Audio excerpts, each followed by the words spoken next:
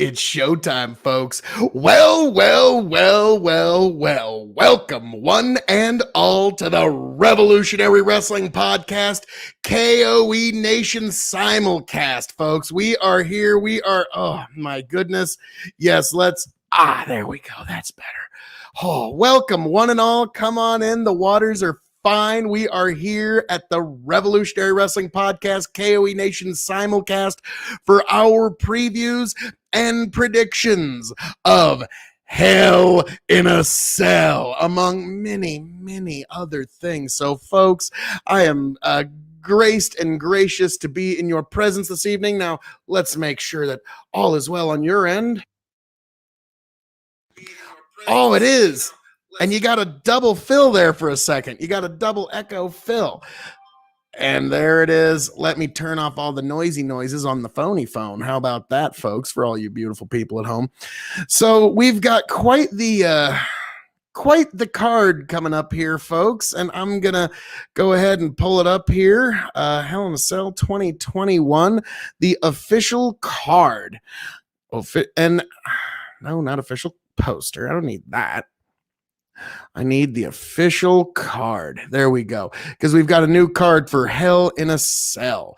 So let's see here. We've got, of course, Peacock Network. The match card is Alexa Bliss versus Shayna Baszler, Bianca Belair versus Bayley, Raw Women's Champion Rhea Ripley versus Charlotte Flair, and Bobby Lashley, Drew McIntyre. They've also added the matches of Kevin Owens versus Sami Zayn and also Seth Rollins versus Cesaro. So those are going to be pretty fun to watch, folks. I'm looking forward to all of that silliness and marvelousness. Now, but yeah, come on in. The water's fine. Don't worry. I don't bite too hard, not too terribly hard, to be honest with you. But yes, this is quite the card. Now, I, as the champion, as you know, folks, I'm Phil K.O.E of K.O.E Nation on YouTube and Twitch, as you undoubtedly know. And as the current reigning, defending, undisputed, multiversal, world's heavyweight triple crown Grand Prix interdimensional champion of the Revolutionary Wrestling Podcast, I threw my chips on the table. I sent to Tony and Chicken.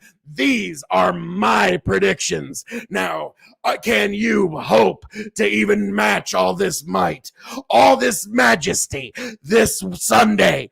Revolutionary Wrestling Podcast, Hell in a Cell. And these are the predictions of Extreme. So, folks, for the match of Kevin Owens versus Sami Zayn, Kevin Owens is going to stun his way to victory. You know it has to be the way.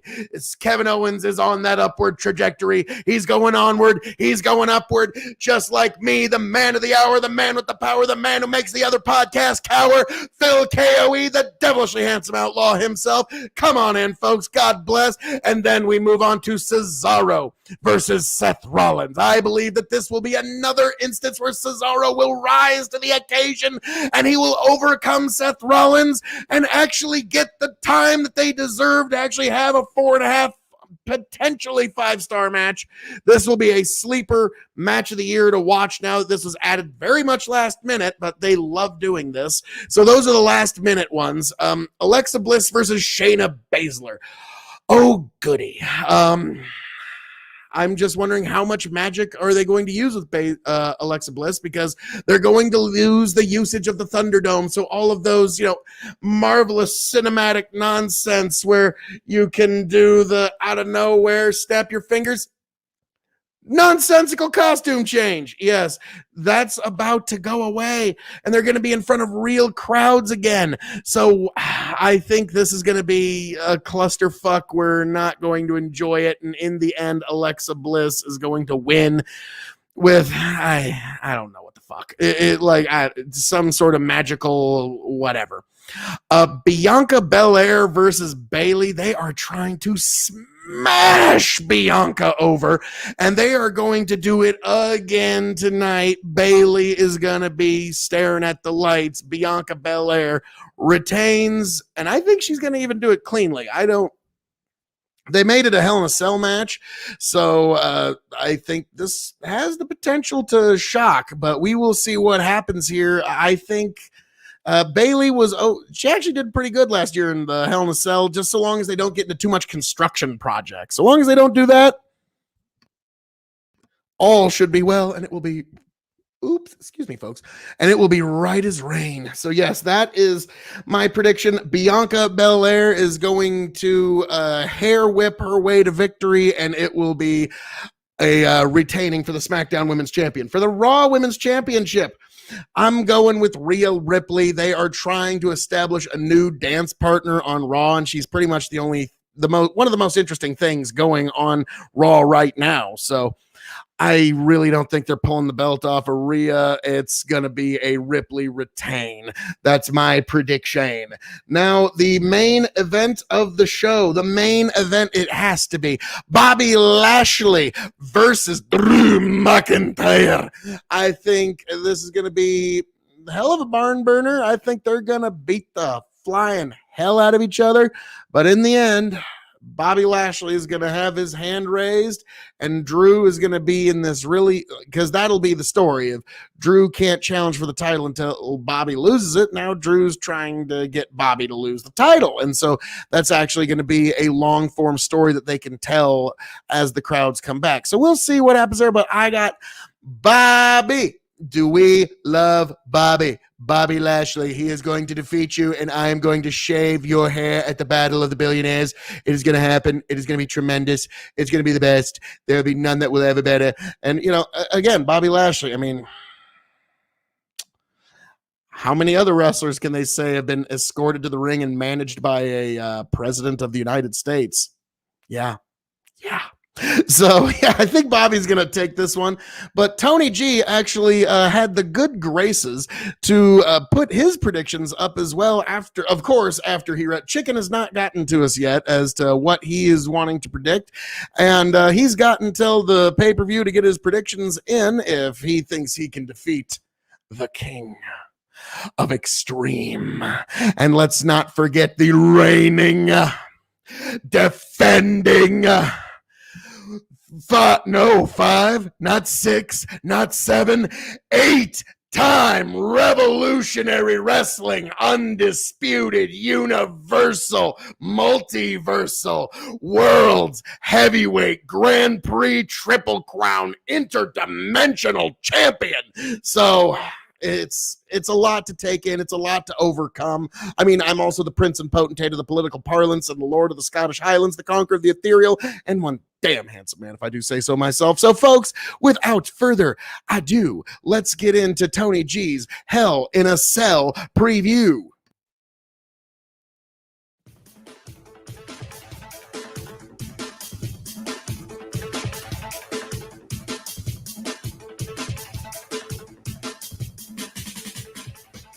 Hello, welcome. This is Tony fucking G, Revolutionary Wrestling Podcast. This isn't our standard format for predictions, but these are trying times, folks. So, we've got WWE Hell in a Cell. All right, it's June. I know it's weird that we're doing that. Now. I don't understand the logic here. I don't know what they're doing different in the fall to move Hell in a Cell up. I guess we'll see. For those of you who follow the Revolutionary Wrestling Podcast, at WWE Backlash, they finally broke me. Okay, they finally broke me. The Zombie, Lumberjack, Miz, Damian Priest match, that was the straw that broke the camel's back. I haven't watched any WWE programming since. I've watched none. No TV, no NXT, no Raw, no SmackDown. I've barely watched AEW. I've been so down on the product as a whole. I did watch Double or Nothing, and I enjoyed it a lot more, probably because of that. So I am a little thirsty for some wrestling. And believe it or not, we're going to get a little bit on this card, I think. I really believe we're going to get some. Now, what they do to destroy any potential, that has yet to be seen. Boy, there's a lot of potential just completely ruined the product for me altogether forever. They feel determined to do that. That being said, I did turn on SmackDown just in time for the main event. I'm like, okay, I need to see what the card is going to be. They'll at least give me an update. And lo and behold, it was perfect time. I turn it on, Ray's in the ring, Roman's coming out. They break down the full Hell in a Cell card.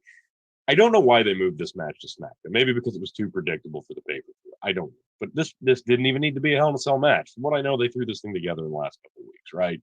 And Roman's doing an amazing job as a heel. I haven't seen much of it lately, but he's doing incredible work. This is the best run of his career, hands down. And he showed it here again. This match was okay. It was nothing to write home about. It. If this was the match that they were going to do at the pay-per-view, it's probably good that they put this on SmackDown. It did not need to be a Hell in a Cell match, especially on the blue brand. That red cell looks absolutely fucking ridiculous. But I digress. This match was fine. But you're watching Hell in a Cell. It's in the Thunderdome. That already ruins it. And it's on free TV with the fake crowd noise. And there's commercial breaks. 2 of them in this match, to be exact. Boy, nothing gets you sucked into a Hell in a Cell match like a commercial break. You know, it wouldn't even be surprising to me at this point if they actually did that during the pay-per-view, because they've completely ruined the pay-per-view format for me, and they've ruined their product for me for a couple months now. So it is what it is. I don't know. This was an okay match. There wasn't much after the fact. He continued beating up Ray and Jimmy Kimmel. I don't know. There you go, guys. So let's predict the actual Hell in a Cell quick, and then we'll talk about one other thing. Oh, excuse me. I'm just getting over a cold, if you can't tell. So they added this match, Cesaro versus Seth Rollins. You know, this is going to be a great match. Last time I watched WWE, they had a match. It was really good.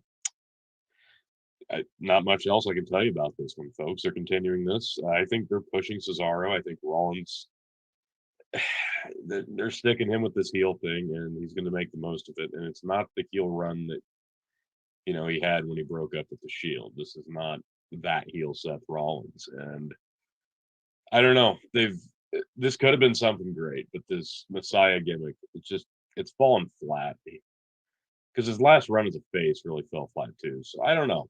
I don't feel like Seth's going to pick up the win here. I've got Cesaro to win this one. I don't know. Like, this could go either way. It's another late edition, from what I'm telling. So this is a coin flip. I'm going to go with Cesaro. I think they're pushing him for a title run. So I'm assuming that he wins this match, and eventually he's going to challenge Roman. We'll see. Piggybacking off the King of Extreme. And I'm stoked. Like, this actually made me pumped for this show on Sunday. Kevin Owens and Sami Zayn. I can't wait for this. And truth be told, I'm probably going to miss it. So I'll probably have to rewatch it. I don't know if I'll get to watch the entire thing. I've got a T-ball kid now, and I'm not missing his game for WWE. Definitely not this year. Not with the product that they've been presenting. So I hope this one goes on late. I really want to see this one. These guys are so good together. Everything they do together is gold. They know each other in and out. You know that no matter how they handcuff or try to ruin this match, like at WrestleMania, they finally got their WrestleMania match, and they had to add one of the fucking Paul brothers in to ruin that. They had to have a pedestrian match. So hopefully this one, they take the handcuffs off and let these guys beat the absolute shit out of each other. Kevin Owens got the win last time, so this is going to be Sami Zayn. Okay, like, there's no question. This is Sami Zayn. He's going to win this match. I guarantee it. No questions asked. One of the reasons I haven't been tempted to watch Raw, Shayna Baszler and Alexa Bliss. I love Alexa Bliss. I absolutely love her. I think she is being criminally underused right now. Like, I get it. You got some creative freedom to do this weird I'm the new Fiend gimmick, but this isn't it for me. Like, I can't get into this. I haven't been watching. I'm not even watching the summarizations of Raw because of shit like this. I've seen pictures on Facebook, and it looks absolutely awful. I know there's some stupid shit going on with her doll, the little doll thing. That's good. Whatever. This is gonna be terrible. This is gonna be a terrible match, and nobody in their right mind would believe Shayna Baszler losing to Alexa Bliss, even with superpowers. So obviously Alexa Bliss is gonna win this one. Yeah. Hell in a Cell match for the Women's Championship of SmackDown. Bianca Belair defending against Bayley. These two work well together. You know, this will be a watch him piggyback off the King of Extreme again. I just don't. It doesn't need to be, but it's going to be because we have to have two. on every Hell in a Cell pay-per-view. That it used to be you had a match that required a gimmick, not a gimmick that scrapes together a match at the last minute. That's why it was special. It wasn't a calendar thing.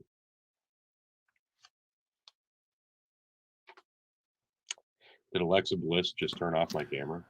I think she did. I'm sorry. Clearly. I still love you. Clearly. You're my god. I'm sorry. I apologize. We know, T. We know. But all right. Anyway. That's the thing about the Hell in a Cell match. You don't have to have one for the sake of having one, but that's what they do now. It's disappointing because like these two could just have a really good match. Bayley's so talented as a heel. She gets the psychology, and Bianca's just a powerhouse in the ring. So this could be a great match. Could be a great Cell match. I guess we'll find out. But oh gosh, I really kind of want to pick Bayley here, but I'm going to pick Belair to retain. Although I do think she's going to drop the strap here pretty soon. I don't know.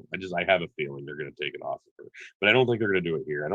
It would make sense to put it back just on Bayley. Piggybacking off the King of Extreme, reliable champion, but I could easily be wrong about this one. So we will see. But I'm going to stick with Belair to retain. Ripley defending the Raw Women's title against Charlotte. Now this could be a really great match. It'll be all right. God, you're gonna hate me. I got Charlotte to win the title here. Whoa! I don't know why. Charlotte! This feud between these two had so much potential. Like it started at WrestleMania. Really? The year before, they did it again with Asuka at the Triple Threat this year. Hang on a second. Hang on. So, folks, Tony G has Charlotte. I got Ripley at Hell in a Cell. So that is Tony's chance thus far to take the Revolutionary Wrestling Podcast Championship. But I don't believe it'll happen because Tony's just been piggybacking off the King of Extreme. This is his one difference. I mean, other than that, it's just just how much can you piggyback off of greatness like me? Tony G, you've had a couple of title runs, one or two, I don't know, like maybe 9. I don't know. We'll figure that out later. But none of those reigns were nearly as great as yours truly, the King of Extreme. So this Sunday, you are going to unfortunately taste defeat. And now, Tony, because you're on a pre-recorded and I'm live, I'm going to do the Shawn Michaels versus Undertaker when Undertaker pre-recorded a promo, and I'm going to go into business for myself. Well, if you don't like it, why don't you bring it on down here to the ring? Oh, I'm not hearing nothing. Oh, look at that, fans. Shower me in your adoration. I'm clearly tougher. He's got nothing. He's speechless. He knows he's got no way of defeating the King of Extreme this Sunday. So he had to go all out, and he's going to think that Charlotte's going to save him now. But no, sirree, Bob. Your King of Extreme will reign supreme at Hell in a Cell. It shall have been. All of you beautiful people, join us. It will happen. Revolutionary Wrestling Podcast Sunday. So let's see what this rapscallion, this ne'er-do-well, this no good, low-down, dirty cheat, Tony G, has to say for the rest of his predictions for this card on Sunday. I thought that they rushed it. Like this one, they could have really long played it. Maybe they're still going to, but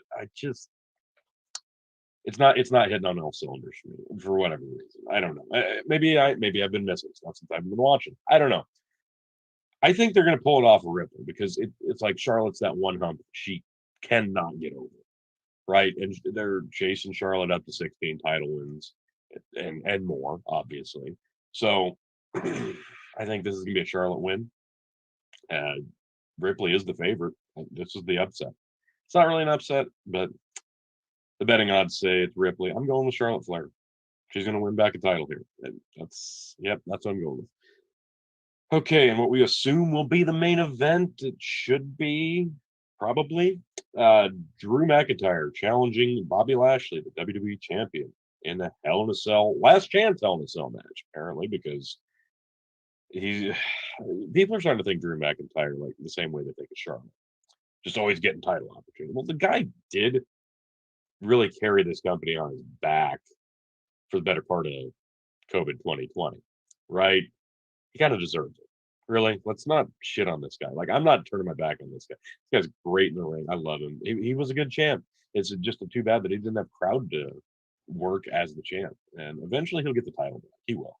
But I think it's going to be when we have a crowd as a general thing on the shows on a weekly basis. I've got Lashley to retain here. I honestly expect this match to suck ass. I really do. They're going to do a bunch of weird shit. They're going to. And it's going to be a clusterfuck. It will be.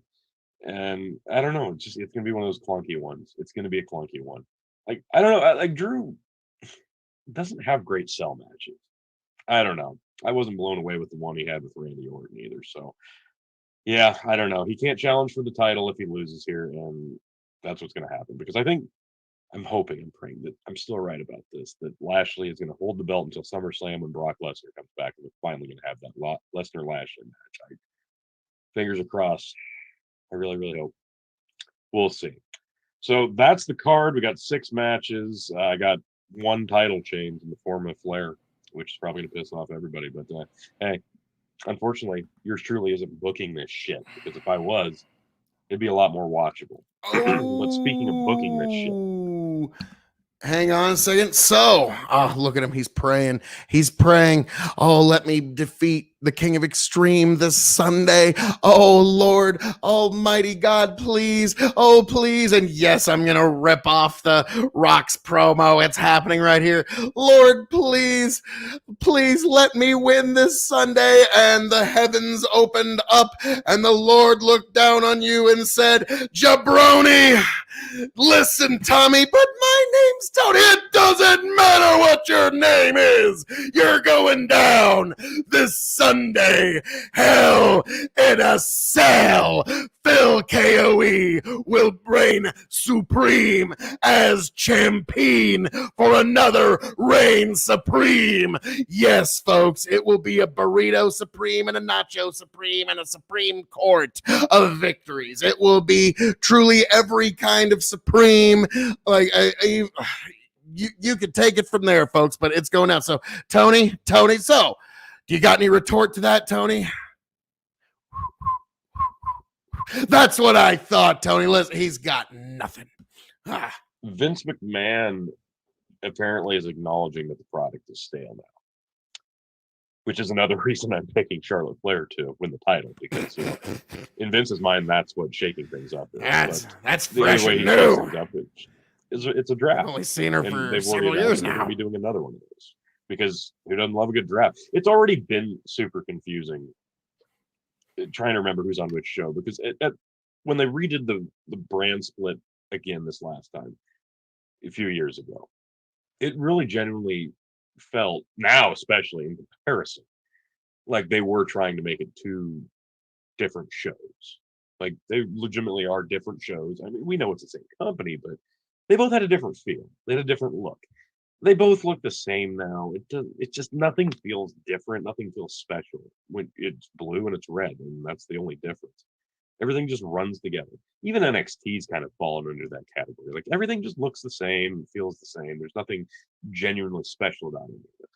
So we're not going to change that. We're not going to change the shitty booking and all the make-believe crap with zombies and gouging out eyes. But we're going to fire a bunch of people, and we're going to have a draft, and that's probably how Vince thinks he's going to shake things up. It's a shame, because it really does look like they're gearing up for a sale with a lot of the things that we've talked about here on this show, and a lot of things that they've been doing with the releases. And they are being sued for quite a bit of money, so maybe that explains trimming some of the fat. They were seeing that one coming, but yeah, Vince shaking things up. You can have all the hope you want. At this stage of it, we all know it's going to end the same, and it's not going to be for the better. It's still an audience of 1. We're just along for the ride. So we will see what happens at Hell in a Cell. Phil's going to get his predictions out. I think Chicken is going to mail his in again. Phil will probably go over those in his video. I think he's going to be doing his live. So Mail in I'm going to get this up ballots. pretty quickly, and we will see you guys on Sunday. Well, Like, share, subscribe. Be here on Sunday for the Hell in a Cell results, and probably me shitting all over it. probably. In fact, that's almost guaranteed. Like, I just feel like Beavis and Butthead when I do that. So yes, folks. So those are Tony's predictions. Our one big difference is Charlotte versus Ripley. Now, I'm curious what Chicken's predictions are going to be.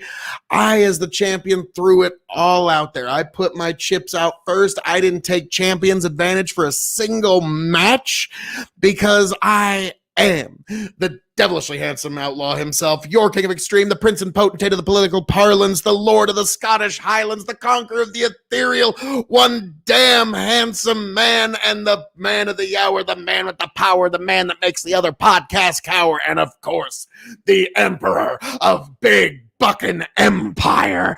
Folks, I cannot be stopped. This Hell in a Cell, I am going to dominate. For those who do not know, my predictions are Kevin Owens is going to take a victory over Sami Zayn, of course. Cesaro is going to narrowly eke out a victory over Seth Rollins, but I think it'll be done cleanly. We will have Shayna Baszler, unfortunately, do the J.O.B. to Bliss. And because this is their last chance to use magical powers, so obviously they're going to. Then we've got Bianca Belair versus Bayley inside the Hell in a Cell, so I'm going to give that to Bianca. And then we've got, of course, Rhea Ripley versus Charlotte Flair, and I've got Ripley. Tony's got Charlotte, and we've both got Do We Love Bobby for the main event, Bobby Lashley versus Drew McIntyre. Now, I'd love to be wrong on a couple of these, but I'm not going to because I'm your king of extreme. I'm the man of the hour, the man with the power, the man too sweet to be sour, making the other podcast cower. So, of course, I mean, I'm very adjacent to a very certain who will remain unnamed Rolex wearing, styling, profiling, alligator booted and limousine riding, absolutely no commercial flying, kiss stealing, wheeling, dealing, son of a gun. Whoa, ladies, none of you can be first, but one of you gets to be next. Whoa, I'm sure you can. You can probably figure out who I'm thinking of, but we'll we'll move on from that for a moment. But folks, get any of your questions about Hell in a Cell in. I'd love to drop them to you. I'm gonna drop something that I've been doing lately, and I just want to get it even more so. It's someone another great YouTuber who's trying to do something interesting and new. Stop. And oh, you bastard. And he's got ads on his video, and I give him crap out. But hey, I got ads on one of my videos the other day, which I'll play for you here in a little bit, folks. But yes, this is, let's get it all up and proper. If you've been paying attention to the channel, you've been paying attention to me trying to highlight this. It's high protein soybean oil. It's for cooking oil. It's got a slightly higher, it cooks at a slightly higher temperature. It's got, I'll just let the one and only Grow the Farm Up take it from here and tell you about his new product. Very brand, and I've tried some. Hey Not guys, bad Grow stuff. the Farm Up. This has been a video a long time coming. That is heart healthy, high nutrient dense, very brand cooking oil that came from a field that looked exactly like this last year. Project non-GMO verified, and it's the brand name that we've gone with. I'll link at the bottom of the page. We Linked have in our the chat. YouTube channel and some other just web-based documents and things of this nature. We've got the food label, simpler the better, we found as we went through it all. The nutrition facts are on there, very heart healthy. And right now it launched, basically, we launched it in 2020, but it's really now just starting to get out to the markets, and we're seeing restaurants really like it. It's a high oil, or excuse me, it has a higher flash point. It's made for higher temperatures. I know the people that have been using it also have suggested that the flavoring is better. You know, breeding these high nutrient dense soybeans and farming them regeneratively, keeping them 100% non-GMO pure in an identity preserved system, has led to the end product of that soy cooking oil, very brand. Just go ahead, Google it, look it up. You can buy it anywhere. I don't know that it's on the shelves of stores yet, but it will be soon. This is something we've been working towards for really 5, 7, 10 years. This is just one of the end products that I'll be happy and excited to bring you guys and show you guys about in the next month or two to come. But very brand cooking oil. It was very much grown in a field that looked just exactly like this last year. This oil came from this field, completely closed looped, totally traceable audit trail from planting to harvest to storage to the creation of the end product. Project non-GMO verified. And like I say, guys, check it out. Heart Healthy Cooking Oil, one of the products that I'm going to be letting you guys know about. Again, look at the bottom of in the description. There will be a link to the very YouTube page, and also the web page that we set up for it. So, you know, moving fast, and it's actually a big demand for it. And now that restaurants are opening back up, once they try it, they just call and ask for more. I mean, notice this is in a 2-gallon jug. I mean, that's a pretty big jug for cooking oil, but that's the demand that we've had for it. So, all right, guys, wanted to show you that real quick. Out looking at some non-GMO, high nutrient dense soybeans today. Thought I'd stop by the house and grab a jug of these. You know, I got, I don't know, 25 of them. So anybody wants to try it, let me know. I'll send you some. Grow the farm up. Look, you bastard. Thanks, Grow the Farm Up. And yes, if I had an actual sponsor, I kind of like to think that I would kind of do it like that. Yes, but no, that's just some content from Grow the Farm Up, and we always love checking in with him. And I'm just, I'm just doing him the favor of just showing that to all you beautiful people out there in all you out there in TV land. But yes, folks, now we're going to stick to wrestling, but I'm going to go back to Grow the Farm Up here a little later. But there's something that's come out recently that I'm extremely proud of, and I think needs to be seen and appreciated to all sundry. Yes, let's just get back to the beginning there. This was a video I had more fun making than I have any rights to. It was just a great time for me getting to do this. And if I've been dropping the top 10 greatest champions of all time, folks. And I got a couple of them here that I'm going to drop them here with you, since we're all together here at the K.O.E Nation Revolutionary Wrestling Podcast Simulcast. This is a video God, I had way too much fun making this video. This was the top 10 WCW World Champions of all time.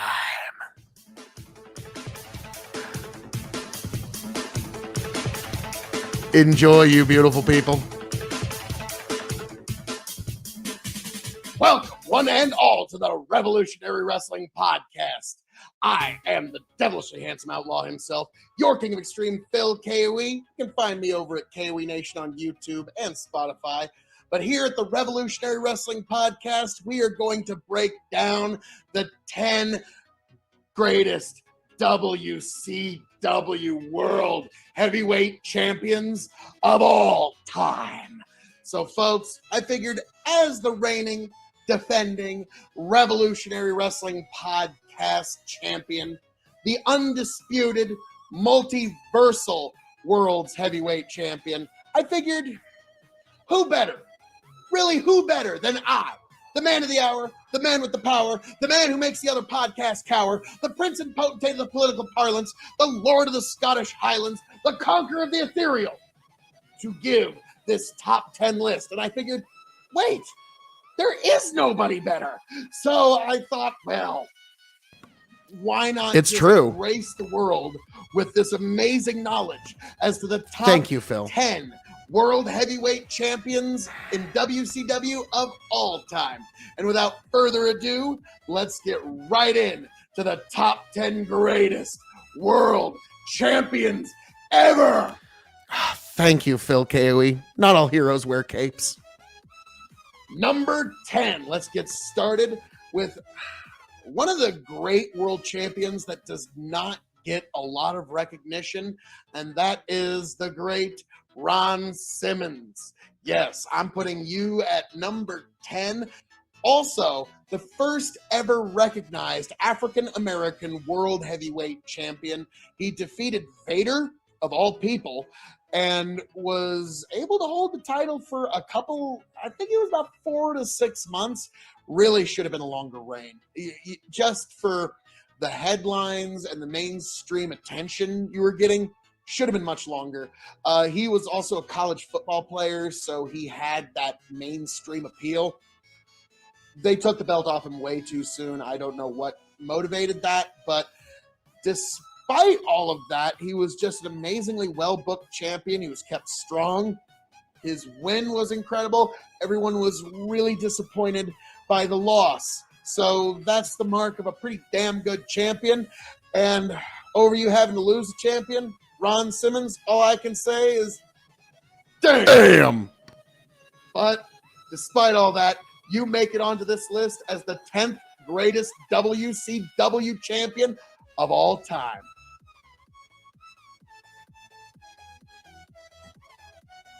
Now, we move onward and upward to number 9. Number 9 is a controversial champion, to say the least. He's one that you either love or hate. You think he was perfect or should have never been signed. To me, he was a great, consistent heel champion. And when he went on his own Legend Killer run, it actually brought my attention back to the WCW product. And that's why number 10 is none other than Double J, Jeff Jarrett. Let me tell you something, slap nuts. If you don't think Double J is the 9th best champion in WCW history, well, I got a guitar tune for you, son. So, yeah, that was quintessential heel work from Jeff Jarrett, a quintessential heel. One of those few people that just had that special skill of just knowing how to piss off the crowd. And he was involved in some doozies of some angles.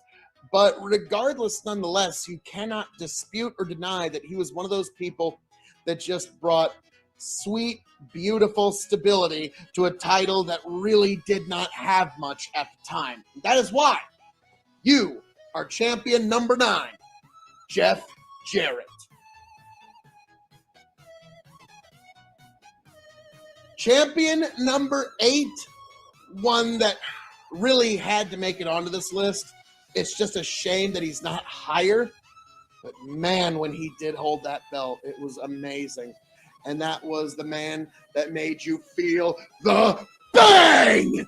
Yes, Diamond Dallas Page is number 8, the greatest WCW World Heavyweight Champion. In my opinion, he was the guy that should have ended Goldberg's streak.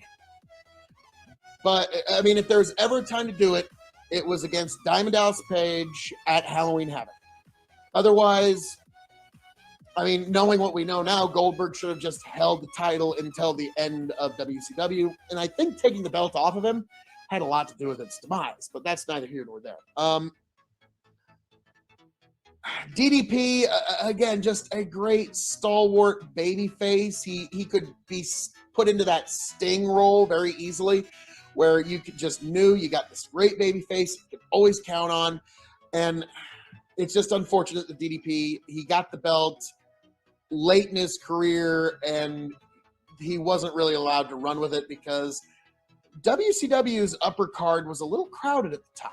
But despite all that, we raise our glass, and if you're part of the DDP yoga program, you raise a glass of water or, like, I don't know, some sort of herbal tea to one Diamond Dallas Page.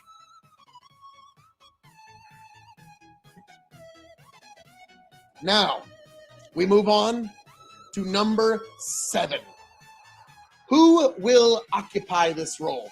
Who could make it as a great WCW champion with this very crowded pack? Well, it's one who made it onto another greatest champions, but this was one that was definitely deserving, and another person who just didn't get enough time with the belt. And that belt should have belonged to the Macho Man Randy Savage at number 7. Number 7 in this case must mean the cream of the crop. Oh, yeah, Hulk Hogan this Sunday. Yes, oh God. Macho Man Randy Savage. He wasn't even the champion at this one, but I'll never forget. And he only got one hand connecting, but just the jump, I'll never forget.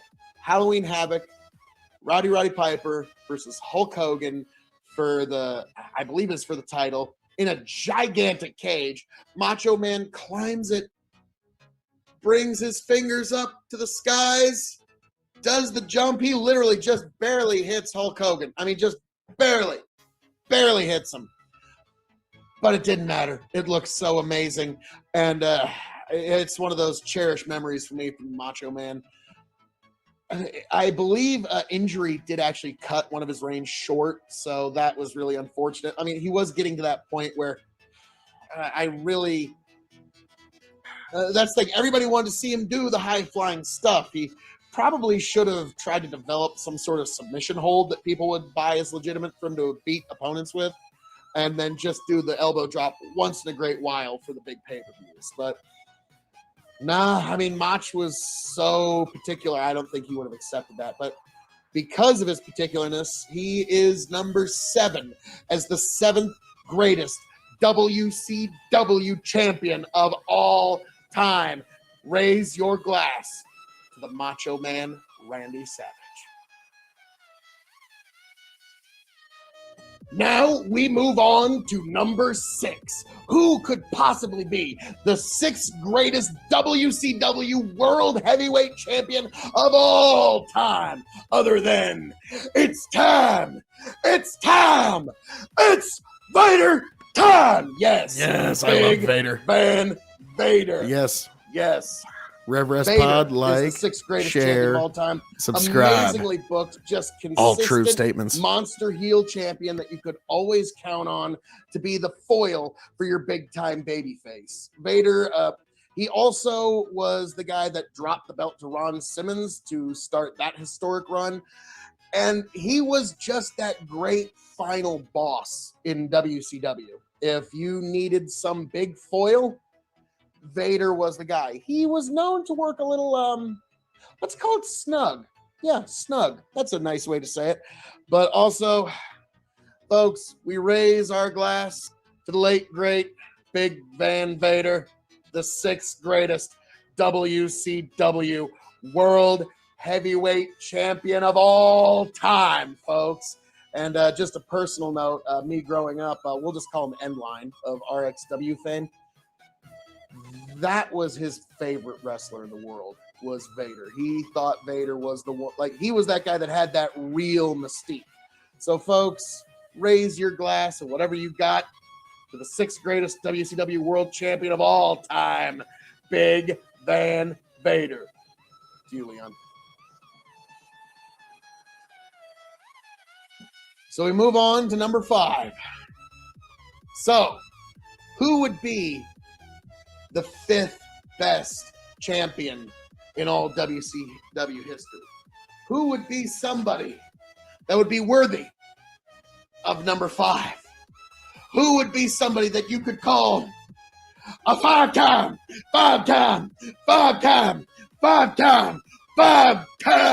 WCW champion player other than Booker T. Yes, Booker T, amazingly consistent champion, was always booked very well when he had the title.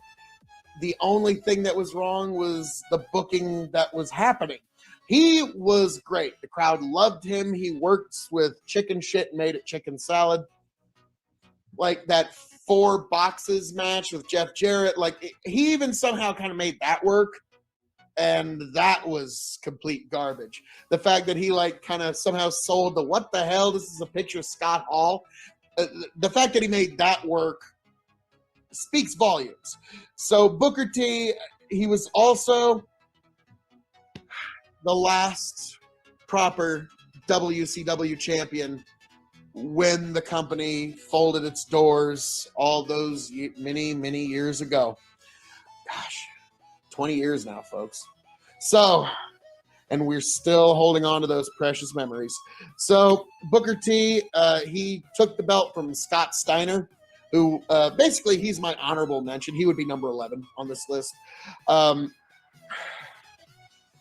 It was a very bittersweet night, that one. The night Booker T took the title for the last time. And then he came in on the Alliance storyline. But anyways, happier times. We're thinking of happier times. But yes, Booker T, an amazing, amazing wrestler in WCW, and you at least got your just dues at the end where they gave you the U.S. and world titles. So for that, we raise our glass to Booker T. The 5, number 5, not number 1, not number 2, not number 3, not number 4, but number 5 champion in WCW history. We raise our glass to you, sir.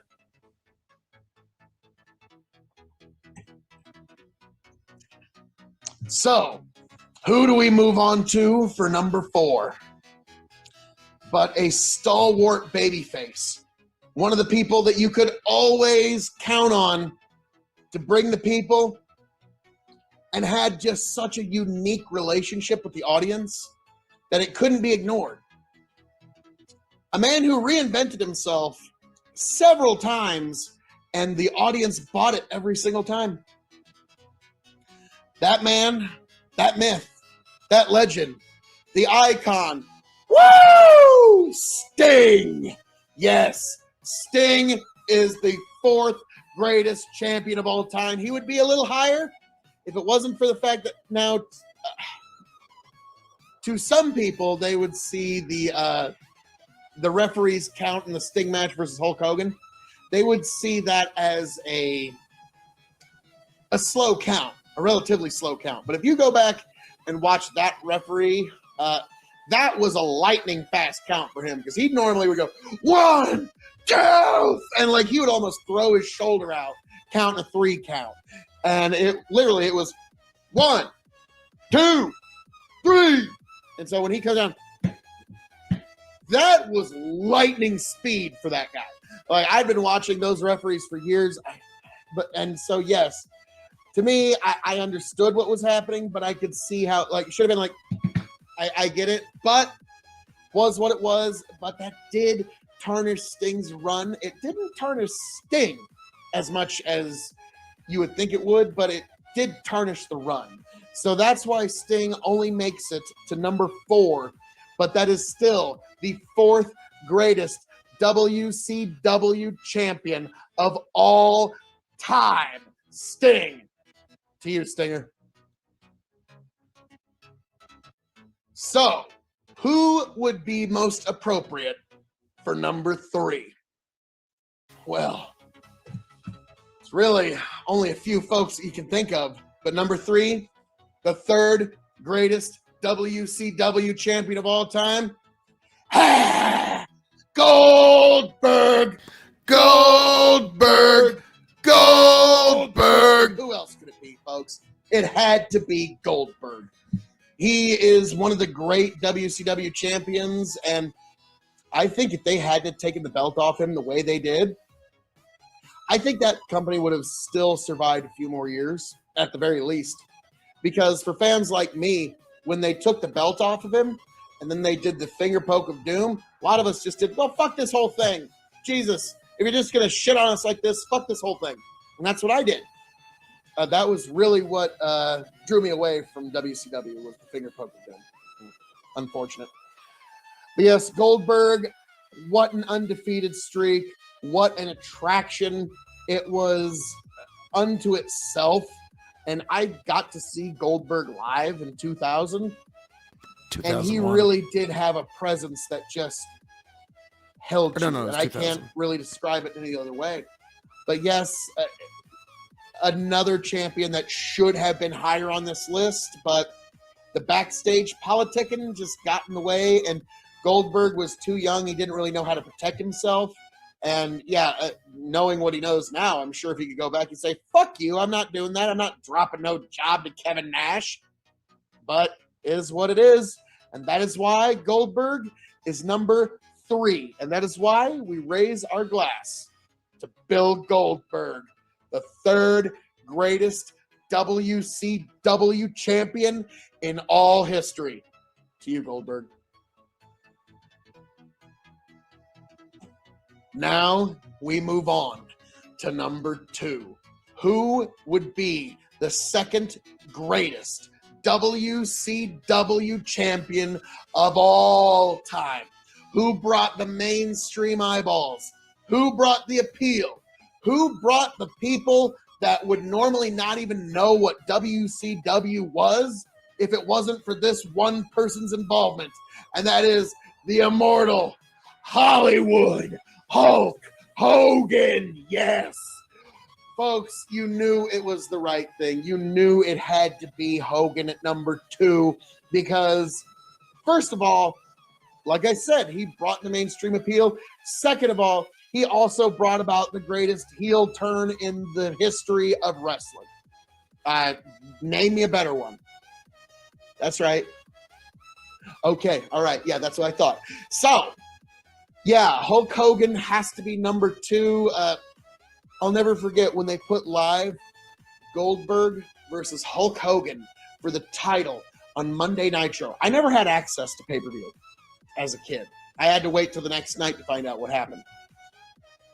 This was one of the biggest matches I'd ever had the ability to watch live. And I'll never forget, like, oh no, they're going to steal the belt from Goldberg. All is lost. 1,000-year reign of darkness is about to befall us. The end is nigh. Bury your treasure, burn your crops. Goldberg is about to live. And then Goldberg hits the spear, the jackhammer. 1, 2, 3. Goldberg is the champion. Oh my God. Oh my God. Oh, we are saved. When salvation is here, Goldberg has defeated this 1,000-year reign of darkness that Hulk Hogan made us think was going to befall all of us, and we will all be allowed to be happy again. So yes, that was what the Goldberg Hogan match meant to me. And if Hogan wouldn't have done the favor, that wouldn't have happened. That amazing memory would have never happened. And it all relied on Hogan doing the favor. And he did it. He did what was right. He did what was right for business. And it was a hell of a result. And so that's why, through all of it and his varying feuds with all the top greats, number 2, Hulk Hogan. To you, Immortal One.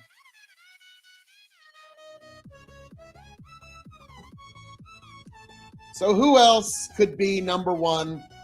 We can dance around it, but we all know that number 1, there's really only one man. In order to be the man, you gotta beat the man. Woo! Ladies, none of you can be first, but one of you can be next.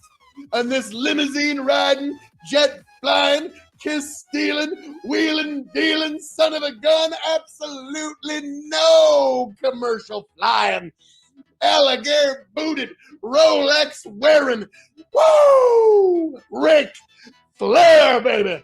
So yes, the Nature Boy, Ric Flair, has to be number one. And just like the song, Rolex wearing, styling, profiling, alligator booted and limousine riding, absolutely no commercial flying, all night dancing, all night loving, kiss stealing, wheeling and dealing, son of a gun. Such a man that could be only one. Such So a sexy yes, voice on that The man. Nature Boy, Ric Flair, 16-time world champion, as they say. If we're including all the house shows and non-televised, we're probably getting closer to the 40s, 50s, and Rick would probably even say like the hundreds. If that's the case, we're just counting every time he won the title at a house show. It's like, yeah, that's got a number to the hundreds. But yes, he is the 16-time recognized world heavyweight champion that goes from NWA to WCW. Really the stalwart champion that you could count on if you had nobody else. Ric Flair was always there to do it. So many other folks couldn't take the schedule of being the NWA champion. Ric Flair could, and he loved it. He never asked for any time off. And so that's why they kept the belt on him. He was so reliable in that regard. Yeah, he'd party afterwards, but that was life. So, number one has to be the Nature Boy, the man. If you want to be the man, you got to beat the man. Woo! Ric Flair. So, folks, as I'm known to say around here, raise your glass in toast and in tribute to the one, the only Ric Flair.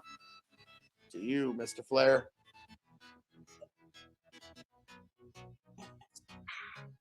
So, folks, as I'm known to say around here, all that being said, this has been my breakdown of the top 10 WCW World Heavyweight Champions of all time. Be sure to like, share, subscribe right here at the Revolutionary Wrestling Podcast on YouTube, on Spotify, and also be sure to find me, the devilishly handsome outlaw himself, your King of Extreme, Phil K.O.E., at K.O.E Nation on YouTube and Twitch. And you can find all of us at Big Buckin' Empire on Facebook, on YouTube, and on Twitch, so you can keep up with all of your K.O.E content. But folks, thank you for being here. Thank you for joining us. Do you agree with this list? Let me know in the comments. Like, share, subscribe, and folks, all you beautiful people, as the reigning, defending Revolutionary Wrestling Podcast champion, I will catch all of you on the flip side.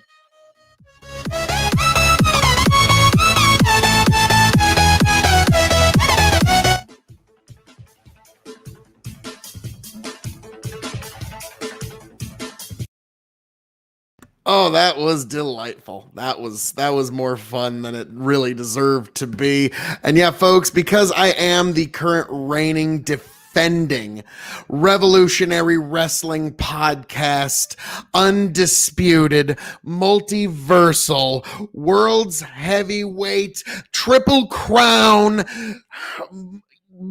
interdimensional champion, I figured that who better to name who these champions are. I forgot Grand Prix. I am the Triple Crown Grand Prix interdimensional champion of the Revolutionary Wrestling Podcast, and I will retain my championship this weekend, this Sunday, Father's Day. Revolutionary Wrestling Podcast on YouTube. You will have to be there. K.O.E Nation on YouTube. You need to like, you need to share, you need to subscribe so you can keep up with all this beautiful K.O.E content. But I will retain my championship again this weekend at Hell in a Cell. Now, there is a championship that covers a little bit less ground than the Revolutionary Wrestling Podcast Undisputed Multiversal Grand Prix Triple Crown World's Heavyweight Interdimensional Championship. Obviously, there's a few, and one of them, it's been getting some traction as of late. You might have heard of it. It's, okay. Brock Lesnar's held it a couple of times for a while, but again, he's no Revolutionary Wrestling Podcast champion. So, but we'll give him his just dues here. And this is the, and there's hasn't even been enough to make a top 10. So this is the top 5 Universal Champions of all time, folks. And really, who better than I to bless this information to all of you beautiful people out there at the K.O.E Nation and Revolutionary Wrestling Podcast Welcome, one fandom. and all, to the Revolutionary Wrestling Podcast. I am the reigning, defending Revolutionary Wrestling Podcast champion, Phil K.O.E, here to give my breakdown of the 5 greatest Universal Champions of all time. And who better to do it than the greatest Revolutionary Wrestling Podcast champion of all time, the devilishly handsome outlaw himself, your king of extreme, the prince and potentate of the political parlance, the lord of the Scottish Highlands, the conqueror of the ethereal, and one damn handsome man, if I do say so myself.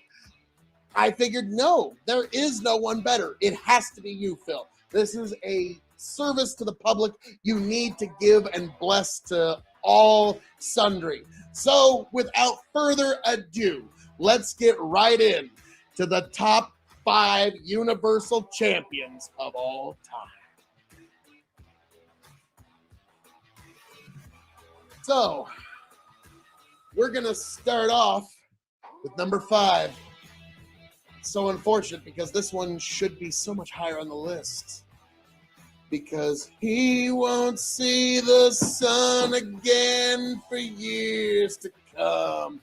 He's broken and in love. The Fiend. His reign as Universal Champion was pretty good. And then the global bastard hit. And everything, including the Fiend's push, all our lives, everything got derailed for a while. And so, unfortunately, he can only go to number 5 when he should be number 1. But it is what it is, folks. I'm a huge fan of The Fiend, and I think he can get himself back over, but I've never seen somebody buried so completely, so absolutely, so 100% after they've been given the Universal Championship. So this is one... with a heavy heart, I have to give that fiendish Fiend number 5. To the Fiend. Now we move on to number 4.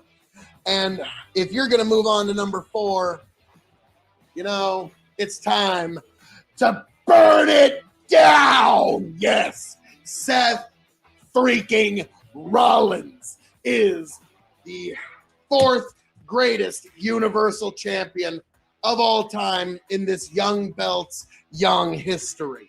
So what can be said other than he is one of the few Brock killers? There's a very few and far between folks that can say they've got clean victories over Brock, and none quite so decisive as Seth's victory over Brock at WrestleMania.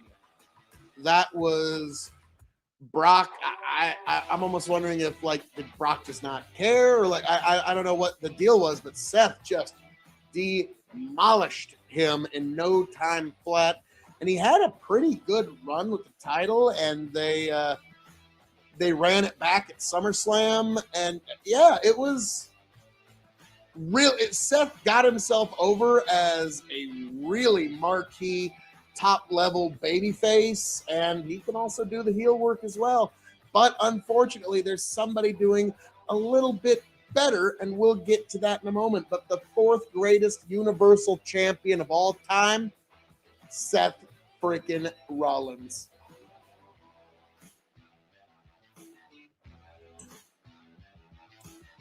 Now we move on to number 3. Who will go down as the 3rd greatest Universal Champion of all time? Well, as of the recording of this video, the current champion is Roman Reigns. So I think it is fair to give him number 3. Wash me in your judgment. I put the current champions much lower, or I don't include them. But Roman's done such amazing work as the tribal chief, as the head of the table, and as the head of the table of the Revolutionary Wrestling Podcast and Big Buckin' Empire, I can understand his frustration. I understand heavy hangs the head that wears the crown. So I have to put him higher than at the bottom of the list, and that's why I am giving Roman Reigns number 3. And by the time his reign is over, he might be higher, folks. Be sure to check back here because this reign is going to last so long that I'll be able to give a full omnibus on the Roman Reigns title reign along with my own. So, moving right along, but before we do that, to the tribal chief.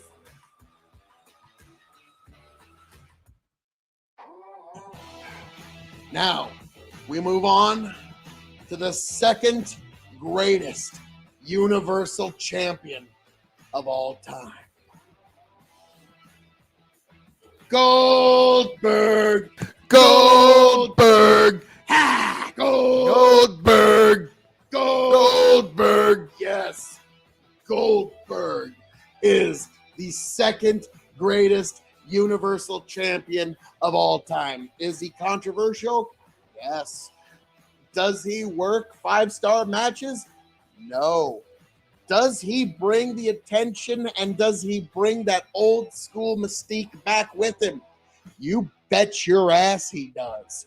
So that's why Goldberg, in his reigns as Universal Champion, brought so much of those old school fans, and you just kind of had that old school feeling like, I'm watching a match from 99, 2000, 2001 again.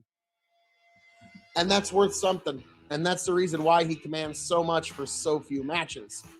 So, is this the most controversial pick on my list? Yes, it is. Do I care? No. It's my show.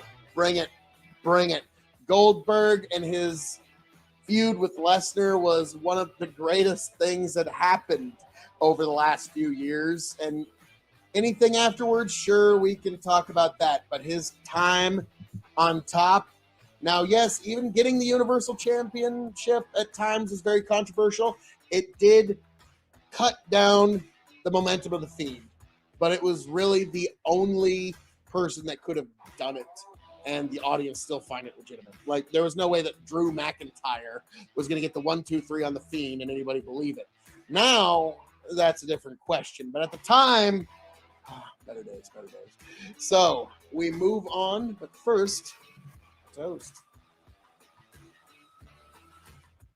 to Bill Goldberg, the second greatest Universal Champion of all time. Goldberg! Goldberg! Now, we move onward and upward to number 1. Who else could it be? Who else should it be?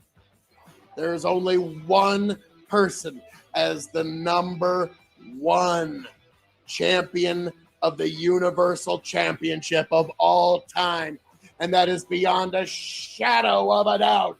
Finn Balor. No. We're not doing that. Sorry. Even I couldn't resist. I wanted to troll you, but no. I'll get there in a little bit, little Felchie. Beast, Brock Lesnar. Yes. Who else could be number 1 other than the longest reigning Universal Champion, Brock Lesnar? The man basically willed the legitimacy of the title into existence by him just holding it for so long. Was he around to defend it all the time? Nope. Did it actually give him the old school mystique of an interesting attraction? You bet your ass it did. And so that's why Brock Lesnar and his amazing 400-plus day reign as Universal Champion gives him the easy number 1 slot as the greatest Universal Champion of all time. Folks, I am the devilishly handsome outlaw himself, your King of Extreme, Phil K.O.E., and these are my top 5 Universal Champions of all time. Tell me why I'm wrong, or tell me why I'm right. But as I'm known to say around here, all that being said, Thank you for joining us. Thank you for being here. I am the devilishly handsome outlaw himself, the Revolutionary Wrestling Podcast reigning, defending champion, the prince and potentate of the political parlance, the lord of the Scottish Highlands, the conqueror of the ethereal, the emperor of big fucking empire, and one damn handsome man, if I do say so myself. You can find all of us here at the Revolutionary Wrestling Podcast on YouTube and Spotify. You can find me at K.O.E Nation on YouTube and Twitch, and be sure to check out Big Buckin' Empire on YouTube, Facebook, and, of course, Twitch as well. So, folks, thank you for being here. Thank you for joining us. Raise a glass, and I hope to find all of you back here happy, healthy, much the wiser. Champion's blessing, y'all.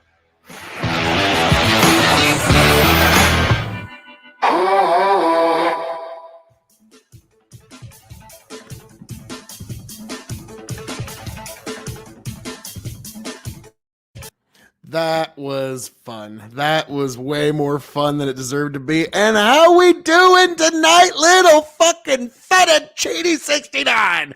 The one, the only, the OG of the Revolutionary Wrestling Podcast, Lil Fettuccine 69. We are graced with the presence of the Revolutionary Wrestling Podcast superfan himself. Now, my predictions for Hell in a Cell, I threw down before anybody else. I threw my predictions out so Tony and Chicken could see for the light of sunshine and for all sundry to see.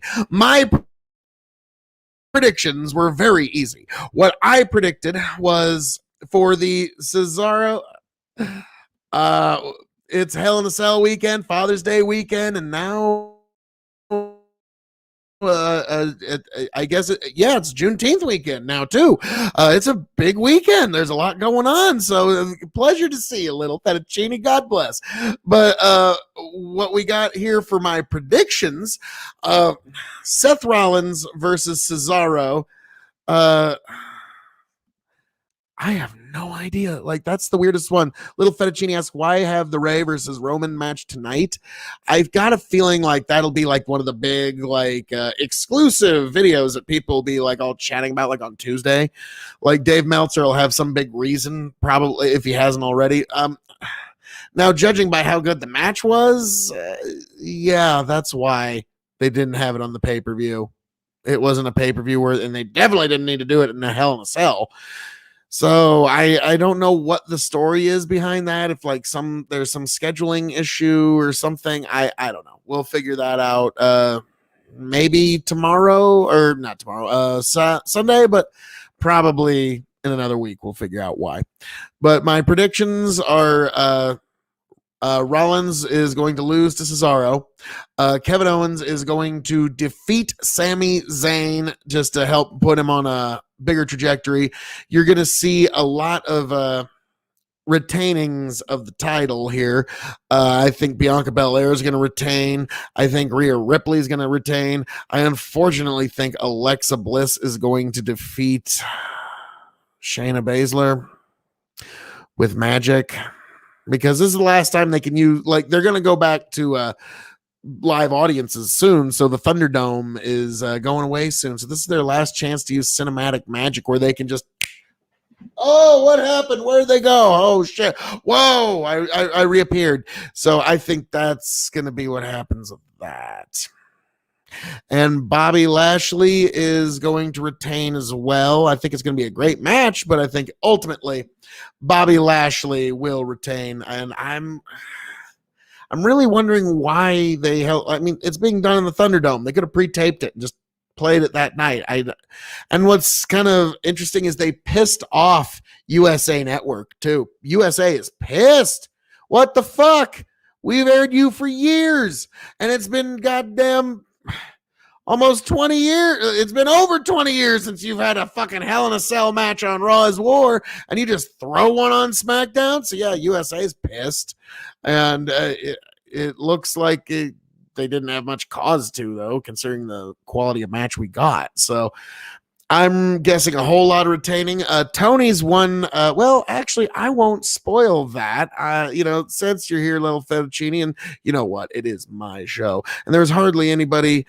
I'm just gonna go ahead and get this queued up. The one, the only Tony G, and his predictions for Hell in a Cell, just for you, the super fan, little fettuccine. Fucking little fettuccine, Hello, motherfucker. welcome. Better This is recognize. Tony fucking G, Revolutionary Wrestling Podcast. This isn't our standard format for predictions, but these are trying times, folks. So we've got WWE Hell in a Cell. All right, it's June. I know it's weird that we're doing that. Now I don't understand the logic here. I don't know what they're doing different in the fall to move Hell in a Cell up. I guess we'll see. For those of you who follow the Revolutionary Wrestling Podcast, at WWE You'd have to Backlash, mention which one. Those are always they a hard finally watch broke. too. I usually got a brace for it. okay, they finally broke me. The Zombie, Lumberjack, Miz, Damian Priest match. That was the straw that broke the camel's back. I haven't watched any WWE programming since. I have watched none. No TV, no NXT, no Raw, no SmackDown. I've barely watched AEW. I've been so down on the product as a whole. I did watch Double or Nothing, and I enjoyed it a lot more, probably because of that. So I am a little thirsty for some wrestling. And believe it or not, we're going to get a little bit on this card, I think. I really believe we're going to get some. Now, what they do to destroy any potential, that has yet to be seen. Oh no, Boy, I haven't watched there's a that lot one to yet. get That through. one's gonna be Just rough. I'll ruminate on that for for me a few moments while Tony altogether goes through his forever. prediction. They feel determined to do that. That being said, I did turn on SmackDown just in time for the main event. I'm like, okay, I need to see what the card is going to be. They'll at least give me an update. And lo and behold, it was perfect time. I turn it on, Ray's in the ring, Roman's coming out. They break down the full Hell in a Cell card. I don't know why they moved this match to SmackDown. Maybe because it was too predictable for the pay-per-view. I don't know. But this didn't even need to be a Hell in a Cell match. From what I know, they threw this thing together in the last couple of weeks, right? And Roman's doing an amazing job as a heel. I haven't seen much of it lately, but he's doing incredible work. This is the best run of his career, hands down. And he showed it here again. This match was okay. It was nothing to write home about. If this was the match that they were going to do at the pay-per-view, it's probably good that they put this on SmackDown. It did not need to be a Hell in a Cell match, especially on the blue brand. That red cell looks absolutely fucking ridiculous. But I digress. This match was fine. But you're watching Hell in a Cell. It's in the Thunderdome. That already ruins it. And it's on free TV with the fake crowd noise. And there's commercial breaks. 2 of them in this match, to be exact. Boy, nothing gets you sucked into a Hell in a Cell match like a commercial break. It wouldn't even be surprising to me at this point if they actually did that during the pay-per-view, because they've completely ruined the pay-per-view format for me, and they've ruined their product for me for a couple months now. So it is what it is. I don't know. This was an okay match. There wasn't much after the fact. He continued beating up Ray and Jimmy Kimmel. I don't know. There you go, guys. So let's predict the actual Hell in a Cell quick, and then we'll talk about one other thing. Oh, excuse me. I'm just getting over a cold, if you can't tell.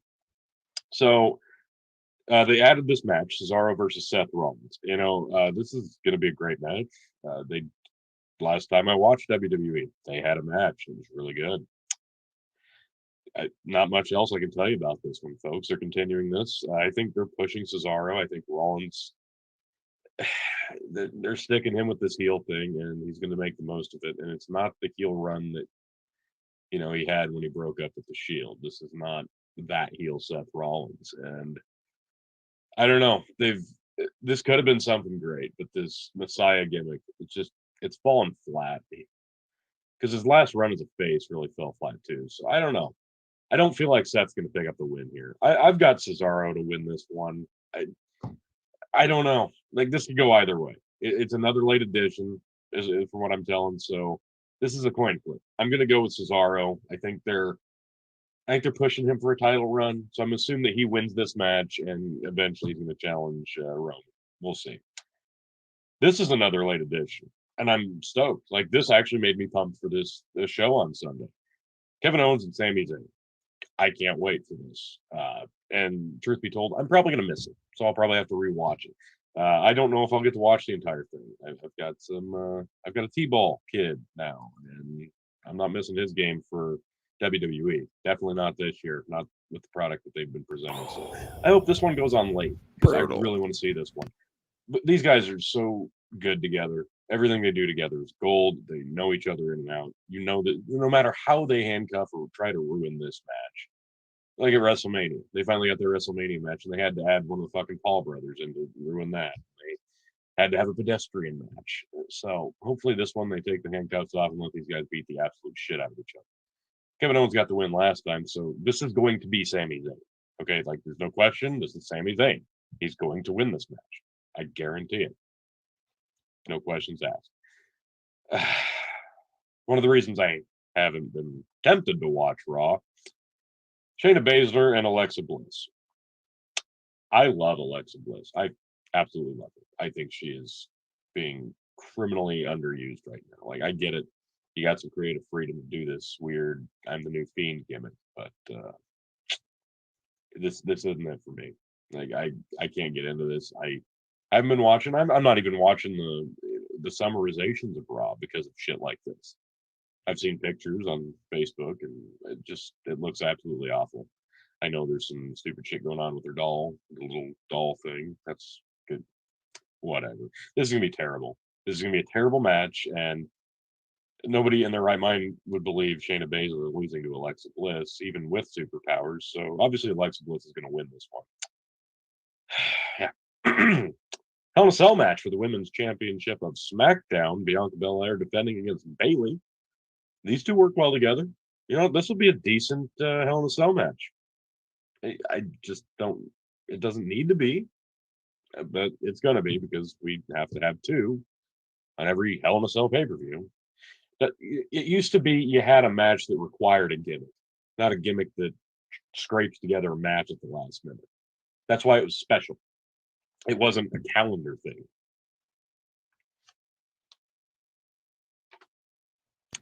Did Alexa Bliss just It's a turn off my camera? conspiracy. I think she did.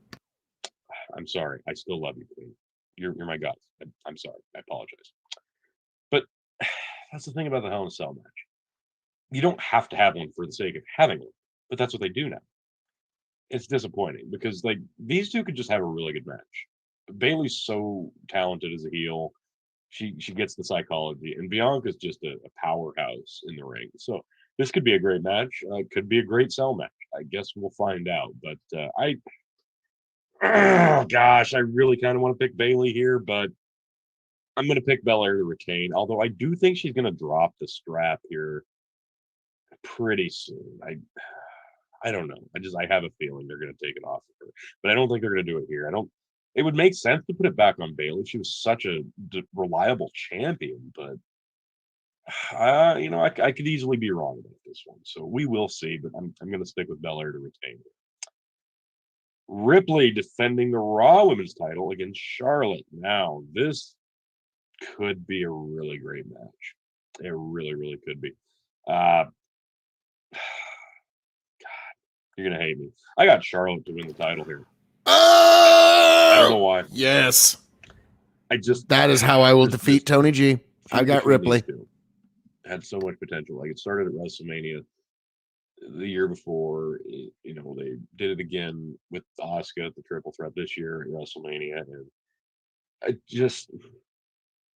I thought that they rushed it. Like this one, they could have really long played it. Maybe they're still going to, but it's not hitting on all cylinders for me for whatever reason. I don't know.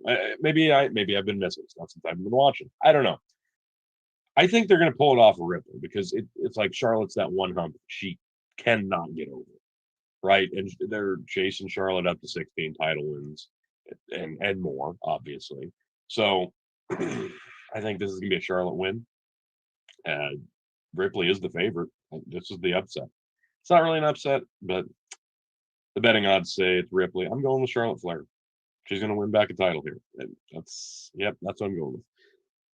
Okay, and what we assume will be the main event, it should be probably Drew McIntyre challenging Bobby Lashley, the WWE champion, in a Hell in a Cell, last chance Hell in a Cell match, apparently, because he people are starting to think Drew McIntyre like the same way they think of Charlotte, just always getting title opportunity. Well, the guy did really carry this company on his back for the better part of COVID 2020, right? He kind of deserves it. Really, let's not shit on this guy. Like, I'm not turning my back on this guy. This guy's great in the ring. I love him. He was a good champ. It's just too bad that he didn't have crowd to work as the champ. And eventually he'll get the title back. He will. But I think it's going to be when we have a crowd as a general thing on the shows on a weekly basis. I've got Lashley to retain here. I honestly expect this match to suck ass. I really do. They're going to do a bunch of weird shit. They're going to. And it's going to be a clusterfuck. It will be. And I don't know. It's going to be one of those clunky ones. It's going to be a clunky one. Like, I don't know. Like, Drew doesn't have great cell matches. I don't know. I wasn't blown away with the one he had with Randy Orton either. So, yeah, I don't know. He can't challenge for the title if he loses here. And that's what's going to happen. Because I'm hoping and praying that I'm still right about this, that Lashley is going to hold the belt until SummerSlam when Brock Lesnar comes back, and we're finally going to have that Lesnar-Lashley match. Fingers crossed. I really, really hope. We'll see. So that's the card. We got 6 matches. I got 1 title change in the form of Flair, which is probably going to piss off everybody. But hey, unfortunately, yours truly isn't booking this shit, because if I was, it'd be a lot more watchable. Shots fired. Booking this shit. Vince McMahon apparently is acknowledging that the product is stale now, which is another reason I'm picking Charlotte Flair to win the title, because, in Vince's mind, that's what shaking things up is. But the other way he shakes things up it's a draft. And they've already announced that they're going to be doing another one of those, because who doesn't love a good draft? It's already been super confusing trying to remember who's on which show, because when they redid the brand split again this last time, a few years ago, it really genuinely felt, now especially in comparison, like they were trying to make it 2 different shows. Like, they legitimately are different shows. I mean, we know it's the same company, but they both had a different feel. They had a different look. They both look the same now. It's just, nothing feels different. Nothing feels special when it's blue and it's red, and that's the only difference. Everything just runs together. Even NXT's kind of fallen under that category. Like, everything just looks the same, feels the same. There's nothing genuinely special about it. So we're not going to change that. We're not going to change the shitty booking and all the make-believe crap with zombies and gouging out eyes. But we're going to fire a bunch of people, and we're going to have a draft. And that's probably how Vince thinks he's going to shake things up.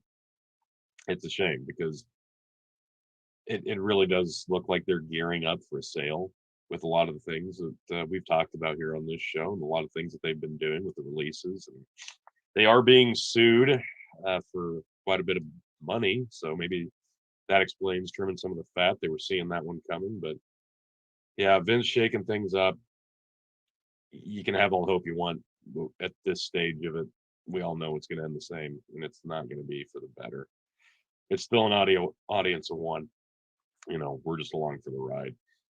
So, and we're all going in the pool. Phil's going to get his predictions out. I think Chicken is going to mail his in again. Phil will probably go over those in his video. So I'm going to get this up pretty quickly, and we will see you guys on Sunday. Like, share, subscribe. Be here on Sunday for the Hell in a Cell results, and probably me shitting all over it.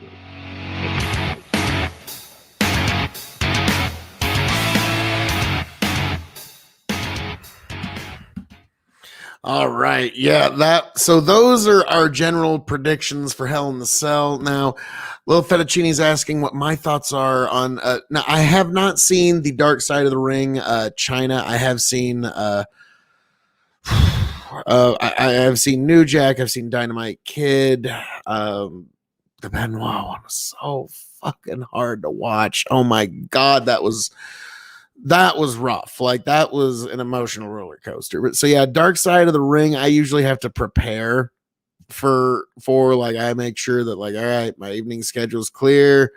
I've got a nice libation to sit down, enjoy, and really ruminate on what I'm about to watch here. And so that's one. So for China, like, to me, when I'm thinking about the unfortunate arc that is China's life. There was like the thing that like really it all turned was when she asked for too much money for that. She thought, I want as much as Austin. And at that point, like no one was worth as much as Austin. Austin was worth as much as Austin, and that was it. And so at that point, the company realized like, okay, she's not going to negotiate in good faith going forward, and they severed ties. And it's unfortunate that like, especially after the other federations kind of like WCW and ECW collapsed, what are you going to do? There's not many places that are going to pay you as much to do that. And because God, could you imagine if ECW had survived a few more years and China had made a run in ECW? That would have been really something to watch. But yeah, maybe in a huge ECW mark. Like, I mean, one of the biggest you will probably ever meet. I thought ECW was just the shit. I loved every, like, I remember their TNN showing was just amazing stuff, like Tajiri, Little Guido, and really usually Super Crazy, but every once in a while they throw in Tony Mamaluke in there as well, as just an amazing work that all three of them could do, and occasionally four. And yeah, they would throw in other people. Rhino would get in on that, and it was just amazing. So yeah, I miss ECW. But yeah, my thoughts on China were I'll never forget.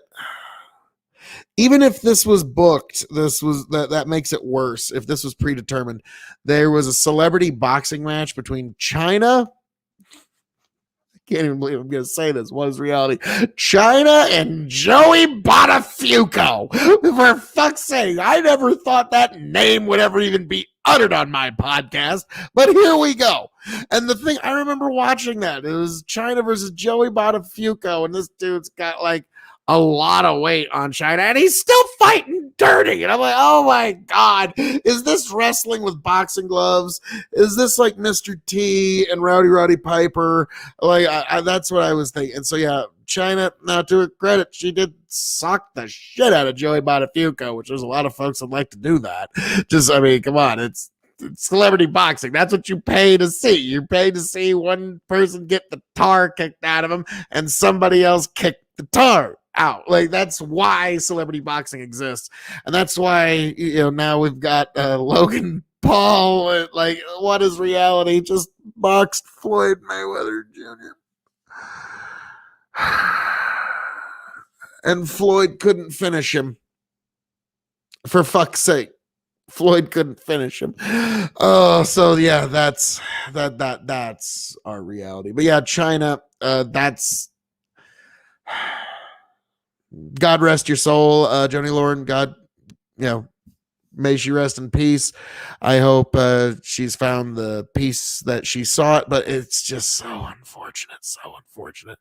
And then she did Japanese wrestling for a little while. She did an appearance in TNA where I think she did like a mixed tag match with Kurt Angle. I could be off on that, but yeah, I mean, pro wrestling is a really weird profession because now you're weirdly famous, but you can't really, like, once you're out, you can't really cash in on the fact that you were like super famous. You're just now kind of this person that gets bothered at restaurants. So yeah, it's quite a life, but it's this weird, wild, wacky world of professional wrestling that keeps pulling us back. And we do get kind of almost a strange personal relationship with the, like, not actual, but it's in the way that like television personalities, we quote, invite them into our home every week because we're sitting watching them. And so it's like, who was Walter Cronkite? He'd always sit there and look you right in the eye into the camera and say, this is what's happening. And so it is a very psychologically connecting effect. And boy, do people in entertainment know it. And so that's one thing that you got to keep in mind with this very interesting business that we love called professional wrestling is you're a famous person, but at the same time, you're not. It's and you're not respected. Like even John Cena's just getting respected in Hollywood just recently. So The Rock, he's got it because, well, fuck, he's the most popular superstar in all of God's green earth. But folks, we've got The Rock, we've got John Cena, folks that I've mentioned, and that brings me to almost. Oh yes, that was close. A certain list, folks, that features of maybe it features a few of the names that I just mentioned right there. But yes, The Rock is one of the most charismatic people in all the world at this point, so you can't begrudge him. John Cena, he's coming up there and he's trying. WWE is trying to make sure nobody gets big enough to the point where they can go do that anymore. They won't let. Actually, strange trivia, Brock Lesnar versus Kurt Angle at WrestleMania 19 was the last time that two people were featured in the main event using their actual names. Go through and look it up again. Go through and look through it. Tell me I'm wrong. But yes, that was the last time that both people in the main event were actually just using their regular names of Kurt Angle and Brock Lesnar. They don't want you to get marketable enough to the point where you can get so big that you don't need WWE anymore. And that's unfortunate. But we'll see if anybody can break out. But without further ado, we got a question. Lashley, Rhea, Bianca, Seth, Shayna, Sammy, you think Sammy? You got Sammy and Shayna? Oh, now for the Shayna, I hope you're right. I really hope you're right. God, I would be so happy to be wrong about that. Even if Chicken picks Shayna and I lose the title, I would be happy to see just Shayna just get the rear naked choke and that. All right, just a personal note, like I've got a daughter that's 12 years old, so for the last 10 years, unless it's a movie that's about like a Disney princess and her animal best friend learning the power of friendship and overcoming things, I really haven't seen the movie. So no, I haven't watched any of the Fast and Furious movies. I barely was able to get in the Avengers movies. I was barely able to squeeze that in. So yeah, that's just pro wrestling is my yes.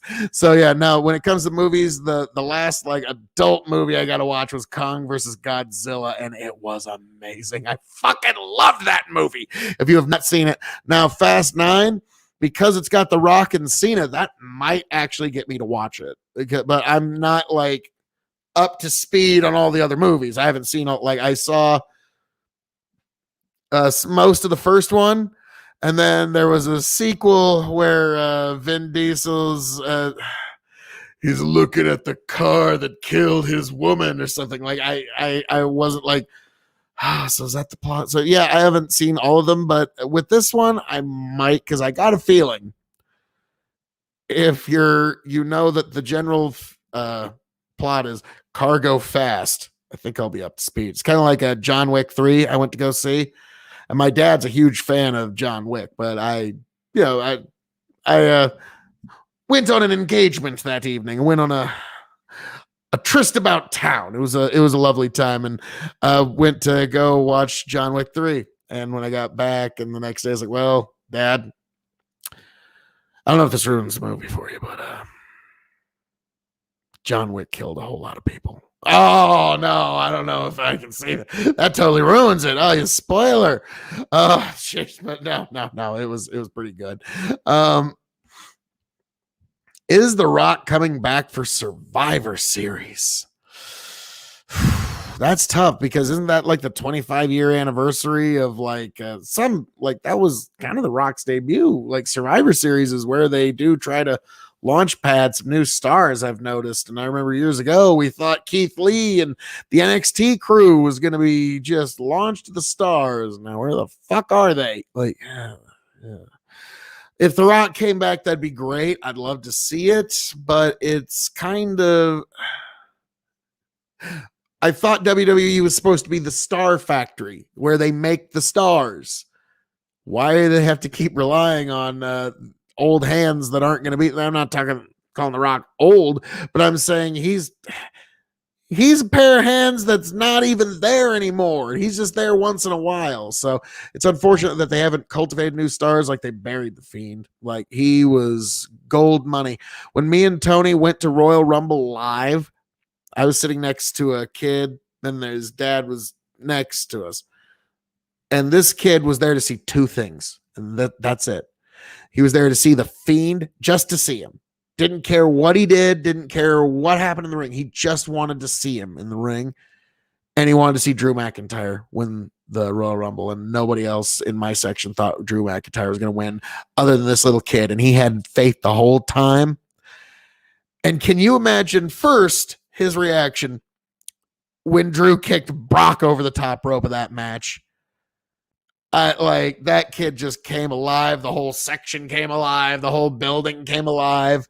And I actually started the na na na na, hey hey hey, goodbye. And when there is over 50,000 people chanting something you started, you're like, wow, one human should not have this much power.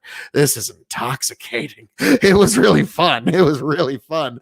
And then imagine that kid's reaction when Drew won the fucking thing. We all thought it was going to be Roman. And then Drew takes it. That was a night. Oh, I would love to see Rock versus Roman. I think they save that for WrestleMania. I don't think they do that Survivor Series. I think The Rock comes back and says, hey, how we all doing? Hang on, I need to keep my singing voice in fetch. The Rock comes back, how we all doing, WWE Universe? We are back alive, and how if you smell... Oh, no, wait, that's right. Roman's got new music now. Roman's music... You should have stayed in Hollywood, cuz. No. I mean, come on, Roman. I know. You gotta act tough for the people, but I mean, come on. It's me. It's Dwayne. It's your cousin. I mean, come on. It's you, Joe, and me, Wayne, Joe, Wayne. It's fine. It's fine. Superman punch. Guess not, cuz. It's gonna be pretty close to that. Who's next for Cross? Apparently Samoa Joe with how fucking strong they're booking him. Jesus fucking Christ, really? Apparently, yeah. It's like, I mean, we've got this super authority figure that's booked stronger than anybody on the roster. Oh, sorry, that's too funny. And then Samoa Joe dropped the belt to Shawn Michaels.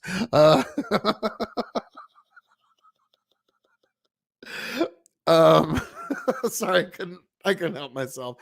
Oh God. You know, I'm gonna say Dexter Lumis was a great character. Like, when the show Dexter was running, if he would have come with that character like 8-10 years ago. I don't know, like that one I just don't get. For Cross, God, how's Ciampa doing? Is he coming back anytime soon? Like, I heard he's actually going to be getting back here. Is his neck all healed up? Because Ciampa's just one of those, like, no, I don't want to go to the main roster. I won't be used properly. That, and I don't have a lot of time. He does not have a whole lot of time left, and I got to see Ciampa live. That was fucking awesome. When me and Tony again went to Houston, we got to yes, Joe would be good, but yeah, that's like, oh good Lord. I mean, goddamn, we gotta keep our fucking authority figure strong. Now don't get me wrong, it's good when you have an authority figure that can take a bump, they can fall. That's great.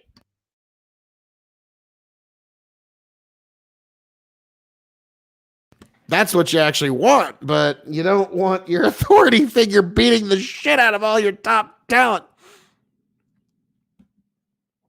Who do you think will get called up from NXT, men and women?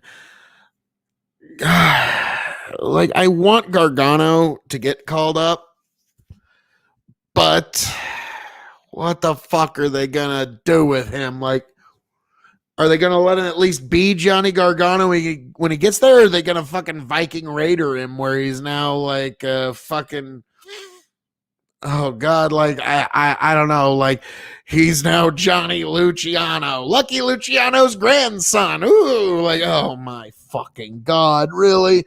Like, yeah, because Vince McMahon watched one of the Lucky Luciano movies or documentaries one night and thought, yes, that's what we're gonna do with him. That way would be good on Raw. Yeah, Raw, it's getting kind of rough on Raw. And what we found is the ratings are not all that far from even AEW to Monday Night Raw. It's basically between 1.3 million to 600,000 people are who watching it on television. And then if you're like me, I just watch it on the internet later. I generally very rarely do I actually watch them live. I'll actually watch the show later when I got time. And what's great is I can skip through the 9,000 commercial breaks and I can actually like watch the whole. And funny enough, you can watch the whole, like, especially Raw, you can watch the whole 3-hour show in like an hour and 20 minutes. It's ridiculous. And like, we've got trolls in the chat that are also trying to promote. You know, I respect the hustle. Just, you know, I mean, come on, like, share, subscribe. What the fuck? I mean, at least do that. But other than that, yeah, that's in terms of women, Io Shirai really needs to not only get called up but get a title run. Like, and Toni Storm, she's been like hanging out in NXT for too long. She needs to be on SmackDown. Like that would be actually Pete Dunne to SmackDown or Finn. I think Finn is just fine where he is. He's rebuilding NXT. He made it to Universal Champion, but injury cut it short, and he found out being on the main roster ain't all it's fucking cracked up to be. Storms, maybe. But yeah, Pete Dunne, he's also just unfortunately not quite tall enough. You know, that's the Vince McMahon curse. Are you tall enough? But Lord Almighty, I think, yeah, Io Shirai needs to call up, and definitely. The rumor is Finn to Raw. Well, little fettuccine with the rumor, folks. You heard it here first. The rumor. Finn to Raw. Now, it would be good. Now, God forbid he comes back as the demon. You know, the gimmick everybody wants him to be. I know. Crazy fucking concept. But that would be... And no, don't pull out that demon when you're challenging Brock for the Universal Championship. No. You pull it out for fucking Baron Corbin when the stakes are really high. Like, Jesus, really. So we will see what happens. But now I think Finn stays in NXT. And if they can eventually get Samoa Joe cleared, Finn versus Joe, the sequel. They just do a rematch of that. They do bring Nakamura back down to NXT. There's a lot they could do there with the talent that's already signed. Finn versus Roman would be good also. God, I can't remember. I think they did have a short feud at one point. It actually was really good. But I can't remember. I think there's some weird convoluted story that was surrounding it, so it wasn't quite able to make what it was supposed to be. But I would really, really like to... Unfortunately, I almost think I'd like to see like Keith Lee just go back down to NXT where he's going to get respected, because until the sale is done, folks like that are just not going to get understood. Now, I am going to activate something here, folks, that is for all of your viewing pleasure, and it is the final list that is up under my current championship reign.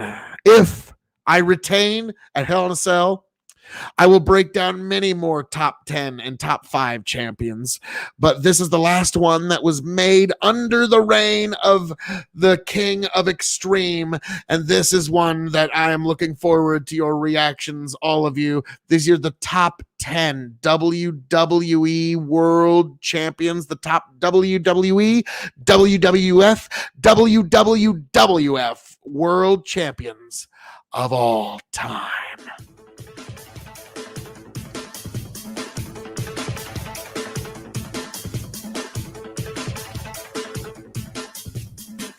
Welcome, one and all, to the Revolutionary Wrestling Podcast. I am the devilishly handsome outlaw himself, your King of Extreme, and we are here to break down the 10 greatest WWE World Heavyweight Champions of all time. Folks, we're going to do it. We're going to do it right here. Yes, folks, your King of Extreme, am going to break down the top 10 Well, they won't be able to yell cut WWE anymore.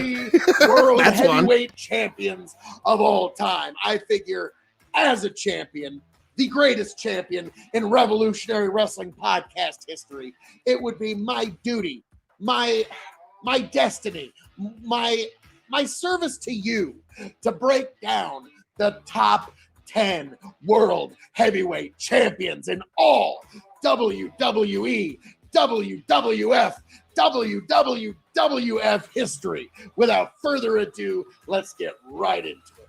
So, number 10, who starts off the list as the 10th greatest world champion in all history? Time to play the game! Yes, yes. Triple H is the 10th greatest world heavyweight champion in all WWE history. He was basically the final boss. If you were able to get through him, you actually were going to be springboarded into something great. Triple H was also that reliable hand in unsure times when the future was uncertain and outcomes were frail. You could put that strap on Triple H and you could count on him to actually draw a crowd or to, more importantly, build a new star. So, the 10th greatest champion of all time, we raise our glass, Triple H, to you.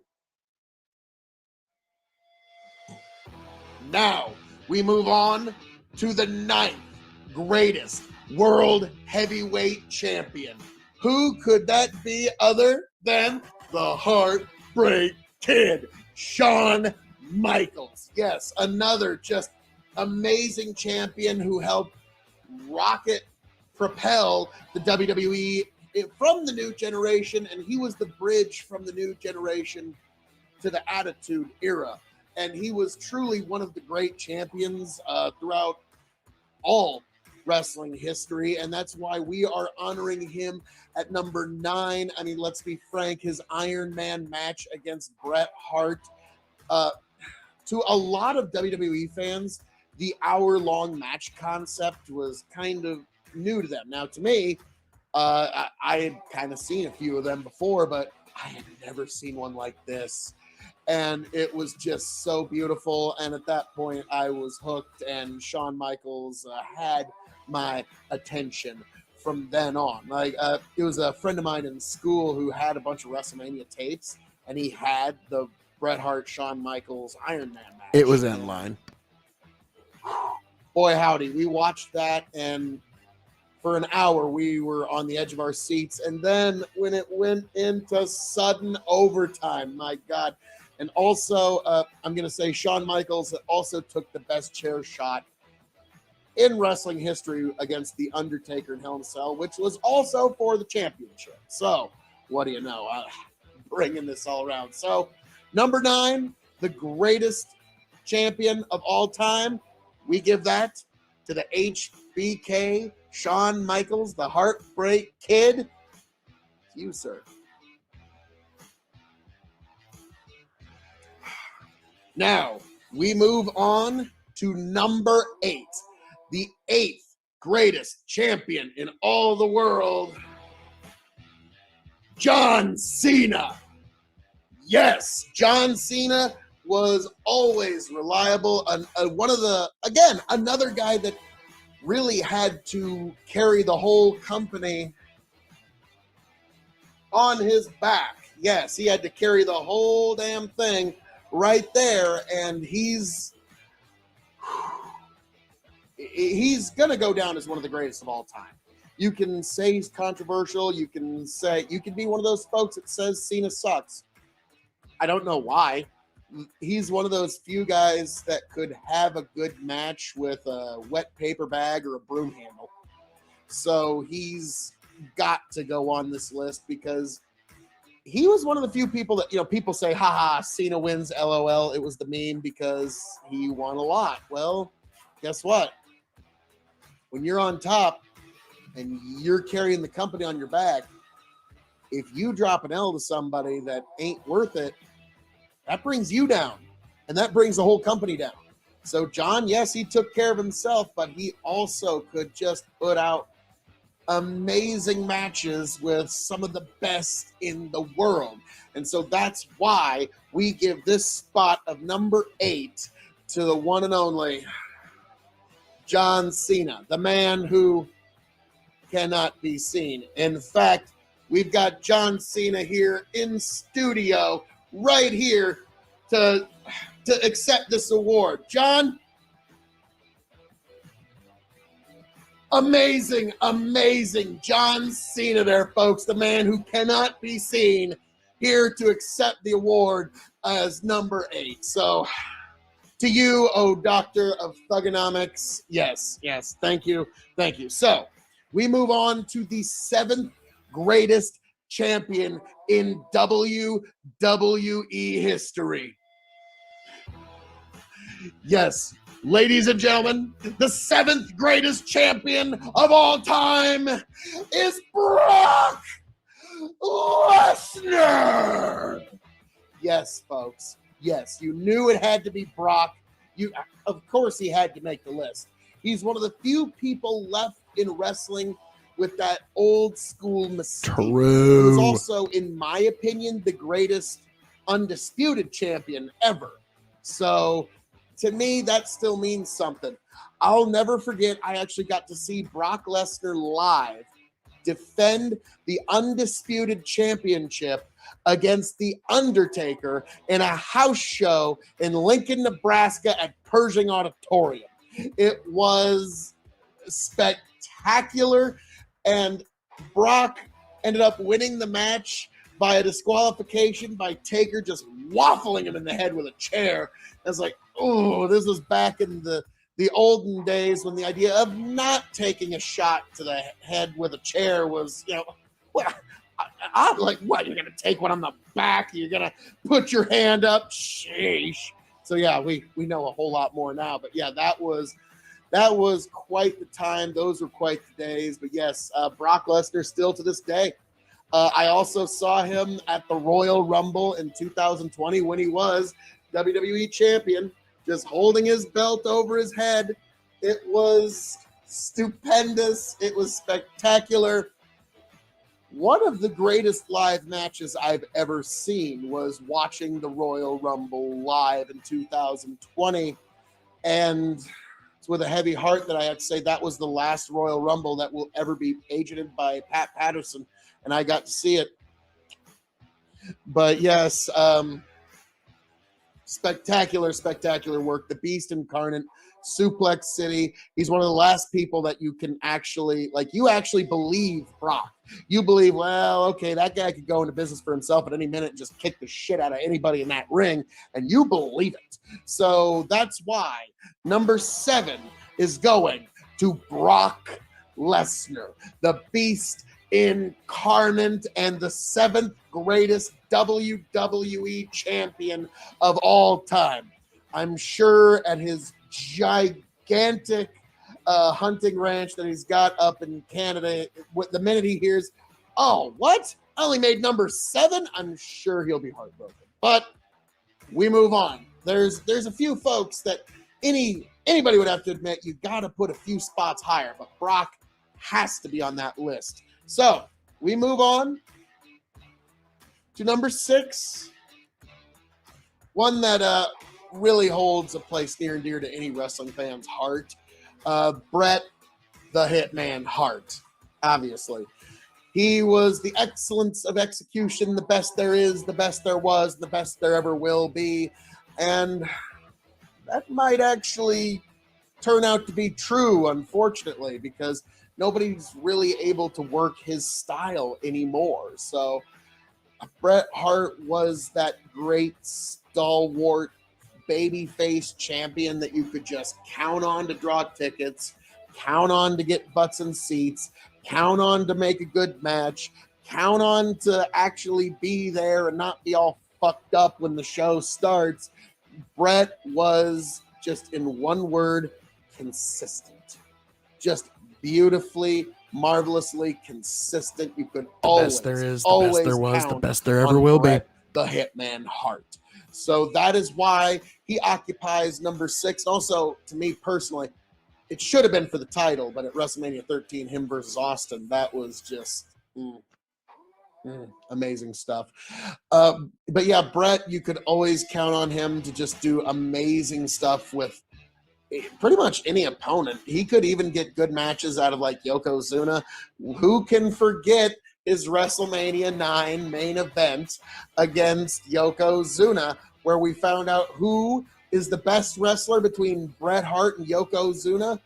Well, clearly Hulk Hogan. So yeah, but so he even put up with backstage politicking, and he still, even if he clearly didn't think it was a good idea, he would still go out and do his damnedest to make it the best he possibly could.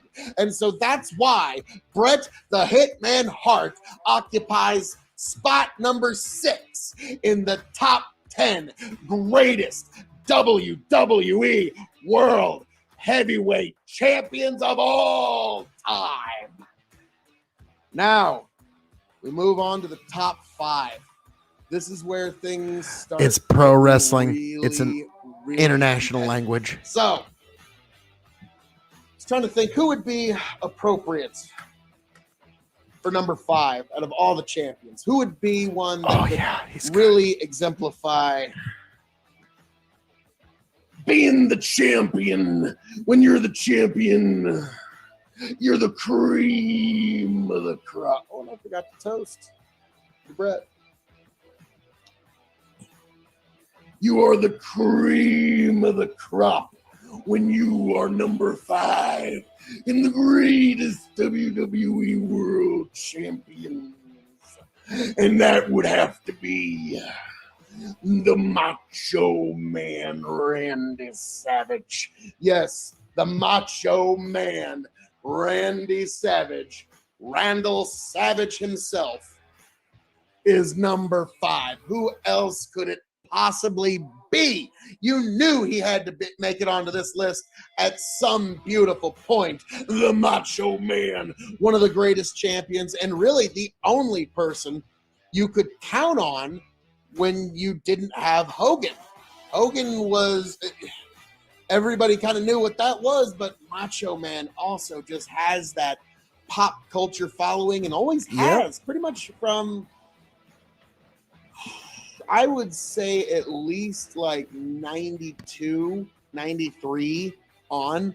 Macho Man has been not only a professional wrestler, but just a piece of pop culture. You can even download a Macho Man Randy Savage mod for Skyrim, where you turn all of the dragons into Macho Man Randy Savage, and right before they blow fire, the dragon goes, "Ooh yeah!" Like, yeah, the man permeated deeper into pop culture than most people probably ever will.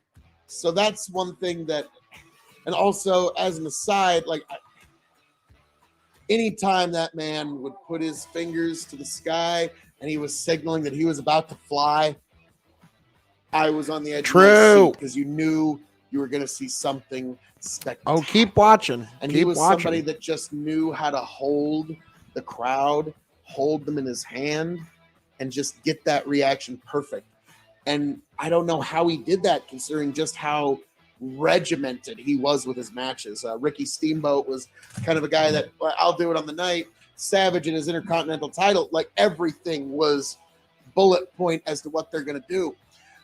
But he was one of those few people that just had such a unique relationship with fans that even despite all of Hulk Hogan's politicking, Mach still was able to come out as champion several times in an era where some amazing greats like Rowdy Roddy Piper never touched the gold. But Macho Man did. And that is why he is number 5. To you, Macho Man Randy Savage. But now, folks, we move onward and we move upward to number 4. Who is the 4th greatest world heavyweight champion of all time?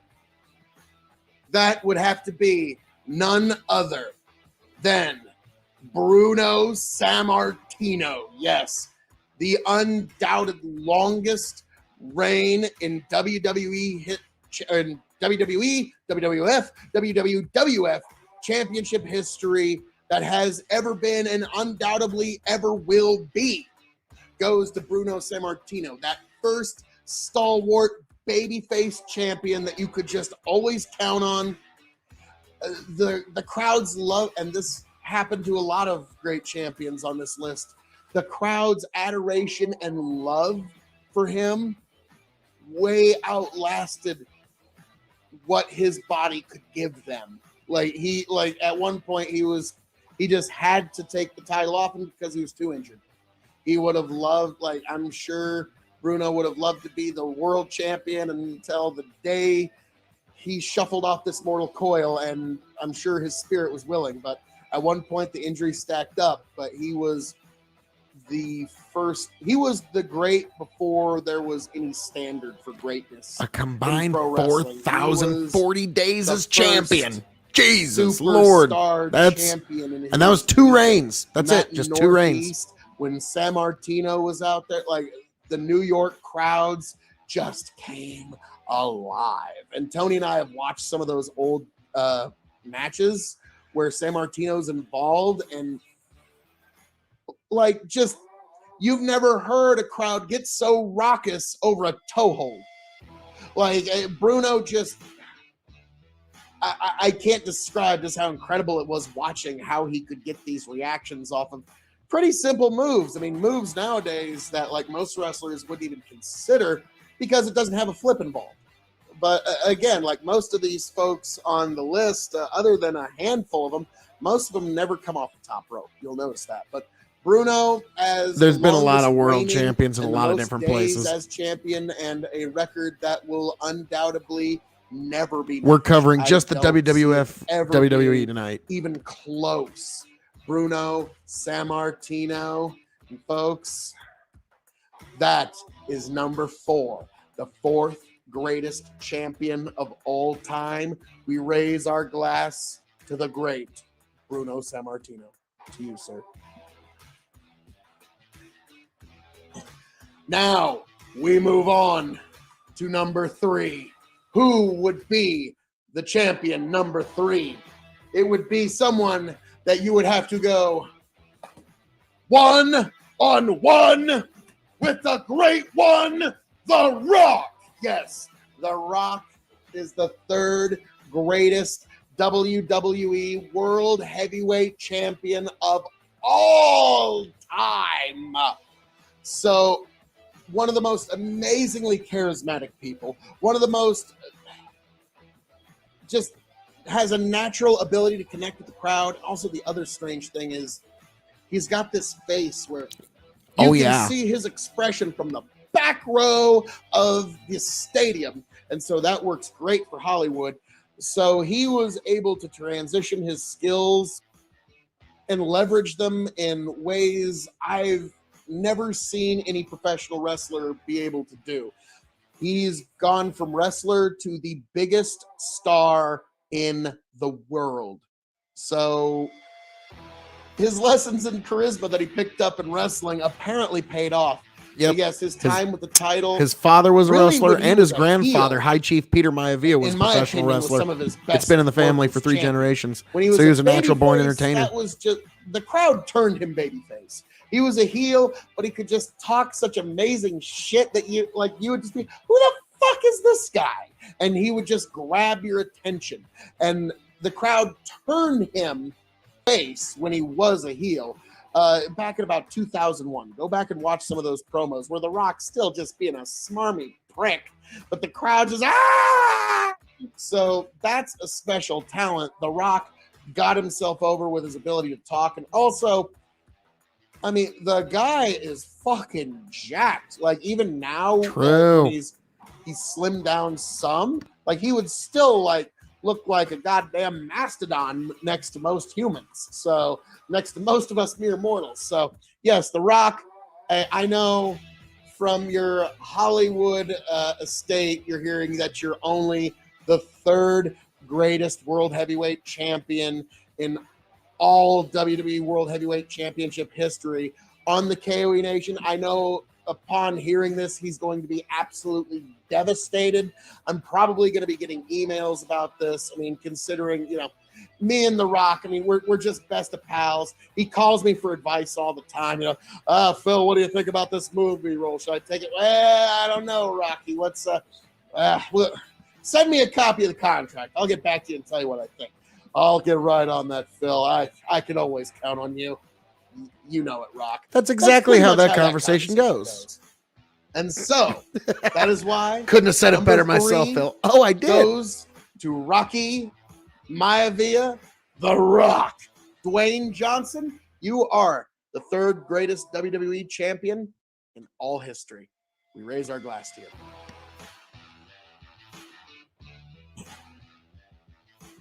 Now we move on to number 2, the 2nd greatest WWE World Heavyweight Champion of all time. Give me an oh, hell yeah! Hell yeah! Stone Cold Steve Austin is the 2nd greatest WWE World Heavyweight Champion of all time. Who else could be number 2? Who, like, honestly, Stone Cold, one of the true greats. He took the business through one of its true ascendant periods. The Attitude Era, I don't think any other personality could have possibly delivered the Attitude Era like Stone Cold. Like, without Steve Austin, I don't think you have an Attitude Era. It was kicked off with his WrestleMania 14 victory over Shawn Michaels. A lot of controversy surrounding that one. We didn't, like, folks were saying, is Shawn going to drop the title? Like, there's some alleged stories of Undertaker taping up his fists. Now, who knows? Like, we have no idea. But in the end, Shawn did the favor to Steve, and the Attitude Era was Well, he kicked is from off, Texas. And Steve Austin had He's one of the the Texas hottest runs rattlesnake in wrestling. Just in wrestling. You could, and his feud with Vince McMahon, you could say, he had a pretty, like, his feud with The Rock was great, but at least one of them, it was an extension of the real greatest feud of all time, and that was the feud of Steve Austin and Vince McMahon. Like, I don't think there will ever be a greater feud in all professional wrestling because we all believed it. Well, God, Steve Austin, like, who doesn't get pissed off at their boss? And so, yes, we believed it. It was visceral. It was relatable. And it was a great time. And it's unfortunate that I don't know if there will ever be quite an era like the Attitude Era. And for that, thank you, Steve Austin, for delivering that amazing time. And you are the 2nd greatest WWE World Heavyweight Champion of all time. Now, we move onward and we move upward. But wait, first a toast to one Steve Austin of the Stone Cold Persuasion. one of the greatest champions of all time. But now we move on Salute to you. to number one, the one who had to be the top, the one who had to be the peak, the one who could not be denied, the immortal Hulk Hogan. Yes. Who else? Who else? I defy you. Who drew more money? Who brought more mainstream attention to professional wrestling other than Hulk Hogan? The slam of Andre the Giant is now a piece of pop culture history forever. Forever. It will, like, there's no erasing that from the history books, no matter how much you want to. Hulk Hogan is in America and in pretty much any place that has a television is still considered the wrestler. So his contributions to the business, his creating it into a mainstream product that people could actually find, that is all credited to Hulk Hogan and his runs as the WWF champion. Every other champion in WWF history is measured by the very high bar set by the Hulkster himself. So that is why the number one world heavyweight champion of all time, despite all his flaws, despite all his politicking, despite everything, despite the fact that, he didn't work such a hard match in the ring, despite everything you have to say, Hulk Hogan still reigns supreme as the greatest champion of all time. Folks, raise a glass of whatever you have to the immortal one, the greatest champion of all time, Hulk Hogan. To you, sir.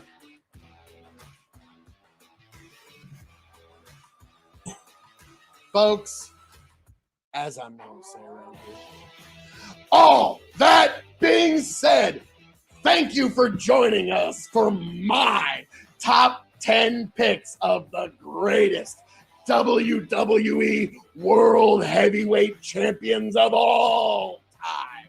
Be sure to like, share, subscribe right here at the Revolutionary Wrestling Podcast. You can also find me at K.O.E Nation on YouTube and Twitch. And be sure to find all of us at the Crazy Cast under the Big Buckin' Empire at Big Buckin' Empire on YouTube, Twitch, and Facebook. Folks, thank you for being here. Thank you for joining us. And I will catch you all on the flip side. Like, share, subscribe. Revolutionary Wrestling Podcast. Thanks, folks.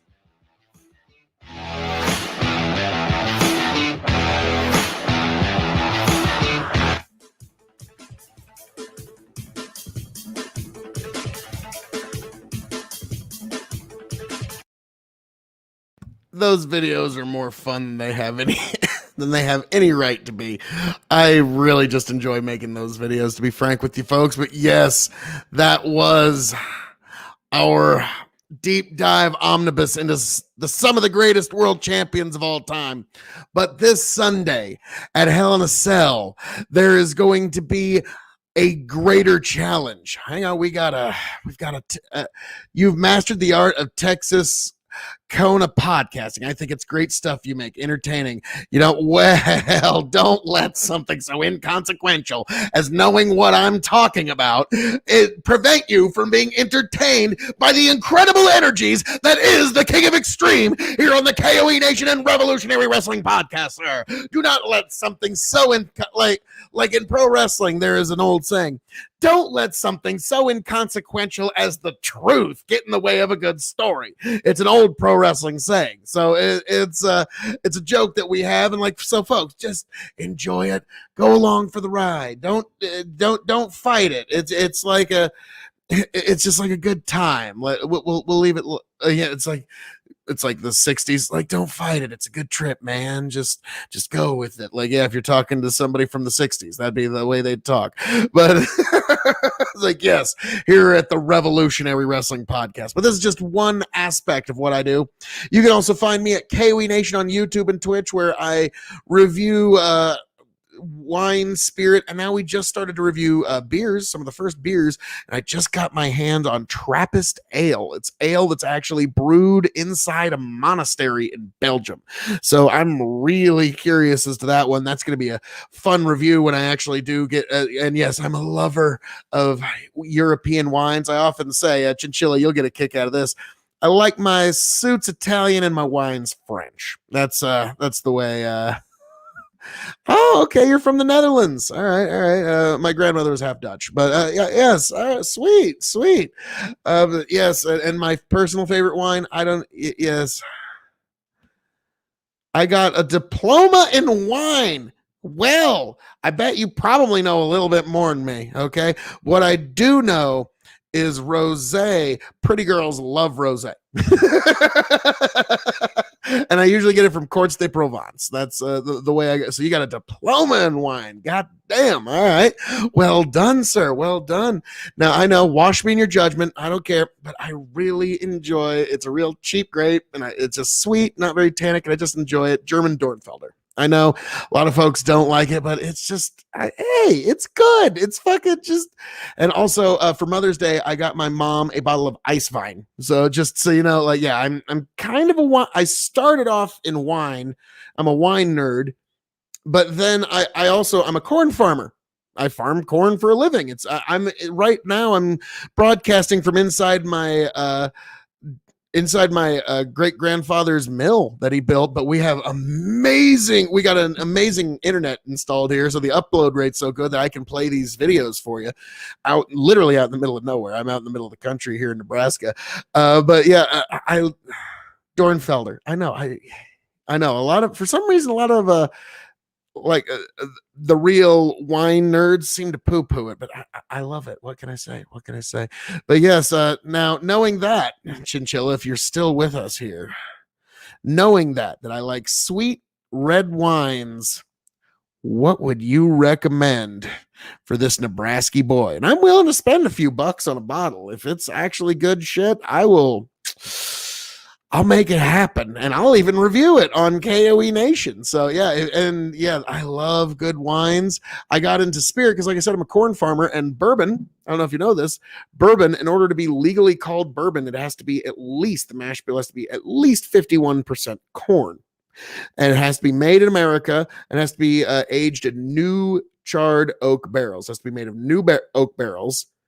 And most distilleries go with about 70% corn. So it's like, hey, folks out there, bourbon, it's pretty good. You should maybe drink some, and yeah, I'm a corn farmer. I want to support my fellow corn farmers. And now I've just I've reviewed 3 beers thus far. So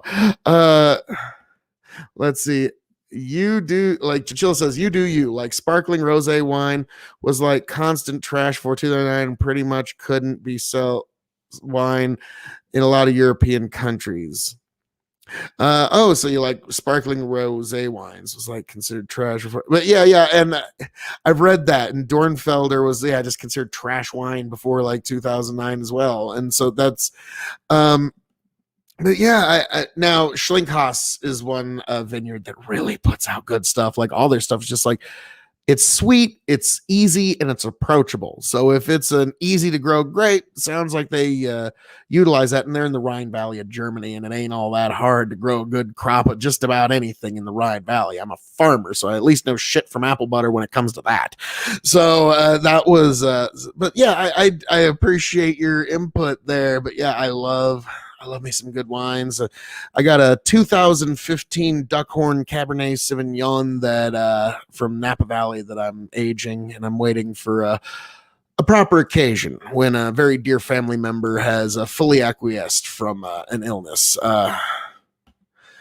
Red wine knowers wouldn't judge people for liking either cheap wine or red sweet wine. Yeah, I'll be honest, I do love me some red sweet wines. It is what it is. It's just my palate. Like Even the whiskeys that I enjoy, they're Dalmores usually, which are all finished in sherry casks, which will give it a wine impression in the whiskey. So those are usually some of my favorites. Oh yes, I like them sweet. When it comes to any kind of spirit, I got a sweet tooth. Maker's Mark just came out with a exclusive where they actually utilize fatty acid esters, and esters are actually the chemical that gives fruit its aroma. So it actually smells like red fruits, like raspberries and strawberries and such. And it's kind of one of those like, it's almost like cheating, but try out some Russian wines. They got sparkling red wine. Okay. Russian wines. Okay. I will keep that in mind. So the Russian wine revolution is upon us, according to Chinchilla, our resident wine expert for this evening. Sweet. Those are super sweet as well. And you know what, Chinchilla, for being so awesome, I'm doing it. I'm pulling out all right, I'm going to knight you for the evening. My pocket knife, I'm knighting you. You are now an honored thane and sir for the evening, good sir. And yes, you'd think that's a big knife, but no, it actually carries really easy. I've carried this every day for months. But you are now an honored knight and an honored thane for the evening. Here are the keys. Bring it back with a full tank of gas. I always say just for the night, because if you make it permanent, you never know. Like then in 2 years, like, oh, dude, you hear what like happened there? Like, oh man, dude, oh no. He said what? They did what? Or even worse, what if I do something stupid? You want to keep it just for the night. So let's keep it I always keep my thane ships a one night stand. You know what I mean? So, but yes, I have officially knighted you for the rest of the evening. Like I said, bring it back with a full tank of gas and it will all be well. All right. Sweet. You beautiful, beautiful person. All right. I will go out in the field, keep the stream safe. Oh, if you're out in the field, yeah, I'm a farmer as well, and I'll be doing that tomorrow. God bless, Chinchilla. Thank you so much for stopping by. And yeah, just God bless. And I hope the next time you come back here, you find us happy, healthy, much the wiser. God bless, sir. Oh, you're not going? Sweet. All right. Nice. You were just joking. Well, good joke. But, well, still, regardless, nonetheless, when this beautiful stream does come to its conclusion, yes, that's what I hope for all folks. And I always try to end my streams like that because I've noticed a lot of people think they have to be serious in order to be sincere. But no, I truly want what's best for people, but nowhere was it ever fucking written that life has to be taken seriously. You should be able to laugh your way the whole way through, and you should even you're going to find more than one or two objectionable things funny, folks, because if you just change your framing and your perspective, you can find humor in just about anything, and that's beautiful. And that's one thing that I will always speak against is people should be allowed to find funny what they find funny, because in there, that is where people are allowed to explore ideas. And so that's, to me, that I will always defend the idea of like, whatever. If it's funny, fuck it. I don't care. And so we got Chinchilla say that is super true. Even with politics, if you can joke about politics, you can make more friends. It's an appeal overlooked on Twitch. Yes, and like to me, I'm not always serious, but I am sincere. I would when I'm on these panels, like I've been on big panels like Vosh, Destiny, fucking Dylan Burns, Prime Kai's, like big time players on Twitch, and and Prime and Dylan are both blessings that they've done great favors to me, so I'll always be in their debts. If they ever call in a favor for me, I'm just there. They help raise money for the Oliver Strong cause. My nephew's battling pediatric cancer, and so when they did that, I'm like, yeah, man, if you got a call, I'm always there for them. So God bless them, and I always pray for them. They truly are. They work hard. Yes, they do. And I've met, but the thing is, like, I don't have to be I don't have to be serious, but I'm sincere. Like, I would much rather these people on these panels that I'm with, their lives work out in a much better fashion and that they find something closer to true happiness than one of our fucking political ideals hashing out in a way that we would fucking like at 100%. Like, that's to me that, and I've noticed that on Twitch panels, it's sometimes the opposite. They would much rather their political ideals get implemented, even if it meant absolutely crushing you. And I'm like, wow,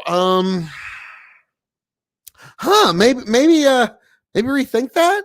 Now I'm not saying about any of the other big time folks I was talking about or any names I mentioned, but I've run into some panelists where it's kind of like the joke about the anarchists that would almost break their finger hitting the button, getting rid of the government. It's like some of these lefties would like break their finger implementing the Marxist utopia that would just crush you under its boot if they had the chance. And it's like, maybe peel back, right? Like, let's try to figure out happiness in this life for everybody, and we can do it. And fuck, you're taking this shit way too seriously.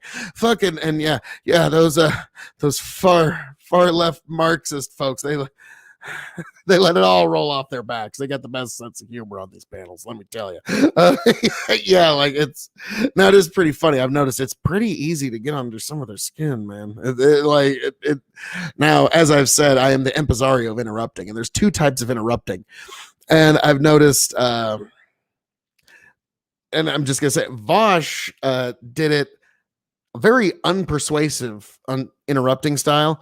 Destiny's was always very persuasive, and I was like, okay, this guy's actually taken lessons in persuasion, because my lessons all came from listening to de-escalation classes, like John Farnham, great example. He's a guy in law enforcement, and he trains law enforcement, and I'm not in that. I'm just a farmer, but I just found his de-escalation and just his persuasion classes fascinating. And he talked about just basic de-escalation and also just good gun handling and stuff like that. And and when I was listening to Destiny, it's like, okay, he's had some persuasion training, but from where? It's not from a source that, like, I almost think he took the Dale Carnegie course or something. But Chinchilla, it's a common mistake I would contribute to being a leftist. You're not allowed to have fun. I'm not a conservative, but conservatives seem to have way more fun. I think that's kind of a weird thing is people in the 90s, it was the conservatives that were the humorless fucks that were trying to ban everything and shame everyone. Now that sounds a lot like the left now, doesn't it? Like, yeah, humorless fucks who can't take a joke, fucking wanting to wag their fingers, shame everyone, and ban everything that they don't like. It's like, more things change, the more they stay the same in this life, ain't it? Chinchilla had a huge... Okay, he says, Destiny had a huge problem in his early career with his rhetoric. He trained big time on that. Okay, that makes sense. Now, I just took both of them just at face value. Like, I've seen them both on YouTube before, but all right, cool. And Destiny, just really nice guy. Now, my buddy Chicken said, well, I mean, Jesus. Of course, Destiny looks like a fucking saint next to that pompous prick Vosh. I mean, of course Destiny's you're gonna get along with Destiny. That wasn't gonna be a problem at all. And that was my buddy Chicken's take on it. He thought like Vosh was just like the South Park characters, the San Francisco characters sniffing their own farts, like, yes, I'm just so much better than everybody else. And so that was actually pretty funny, and I did enjoy that. It was a great debate, great panel. And then afterwards we went on I forget the guy's name, but we went on another panel, got contentious for a few hours, and then one point we realized we all opened up our curtains like, oh no, the sun is up. Oh dear. And then I had to get up and go, like, basically I just turned it off, hopped in the shower, went to work, and I irrigated the crops. And I was like, why did I do that? And like, honestly, I've had hangovers that hadn't like drained me quite as much as some panels that I've been on. That one, not not really. Like I even like was thinking to myself with Vosh, it's like, I am not impressed by your performance. I mean, it was just, yeah, I didn't quite understand the appeal. Destiny, nice guy. Again, there is a sincerity there, but he's also very serious, very serious. Like, and so like me, it's like, yeah, fuck it. You don't have to be fucking serious to sincerely care about folk. And that's one of the little pieces of the je ne sais quoi, the animal magnetism that is Phil K.O.E. So, my word, my word. So, folks, this has been quite an interesting evening. I'm going to give you a few more minutes to ruminate if there is some sort of question, but I'm going to actually show you something that I'm kind of shocked about before I leave all you beautiful people. I have a video that in like 3-4 days got to 1,800 views. And it was I don't know what to make of it. I'm just gonna show you. Oh, you know where I'm going. Stop it, computer. Don't you love it when your computer's not cooperating? No, you don't. But yeah, okay, it's at 1,891 views. I'm kind of shocked. Well, it was a toast, like, because I've been doing a presidential birthday toast series. Yeah, you never know which one's gonna hit, which one's not. But I've been doing and I've been doing it for every president. I've missed a few this year, but like I've been doing this over 3 years to make sure I get every single one of them. And I did this one to President Trump, and it caught. And I was like, wow, okay, whatever, hey, and so I'm probably going to keep up the presidential birthday toast series. I don't know if Grover Cleveland's going to quite catch like this one, but yeah, I've just been doing and this one I actually did with Trump wine, but man, it hit out of nowhere. So I'm just going to play it. What the hey?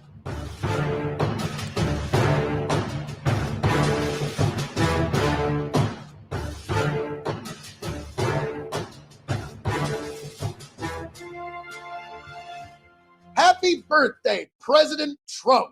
Welcome, one and all, to the K.O.E. Nation for the continuation of the Presidential Birthday Toast Series. Today, we raise our glass of Trump wine to President Donald J. Trump, the 45th president of these United States. So, whenever you make a video about modern day presidents, you always have to be careful because there's always going to be controversy. You're always going to have half of your audience is going to be really pissed off and the other half is going to be like, hooray. And so for this one, I'm just going to give down the line. This is our birthday tribute to one Donald J. Trump, the 45th president of these United States.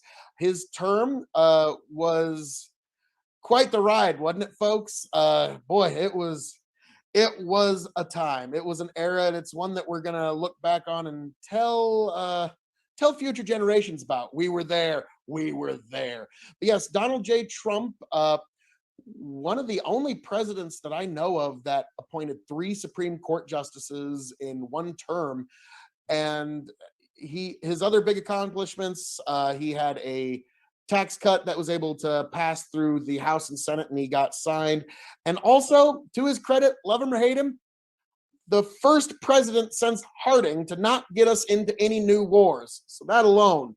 So folks, wherever you're at, whatever you're drinking, this evening I am going to be drinking in toast a bottle of Trump wine from Trump Vineyard, their Meritage release from Monticello, the 2017. So this was actually, the grapes were grown, harvested, pressed. There we go. They were grown, harvested, and pressed, then fermented, then bottled, then stored, and then brought to market, all while Donald J. Trump served in the White House as the president of these United States. So, folks, every last one of you, raise a glass to the 45th president of these United States, one Donald J. Trump. Happy birthday, Mr. President.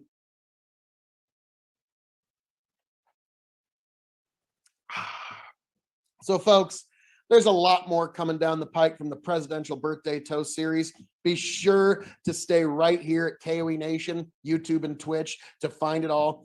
But we will get to those on their day. Today is President Trump's Day. Raise your glass one more time, folks, to Donald J. Trump, 45th President of the United States of America. Happy birthday, Mr. President.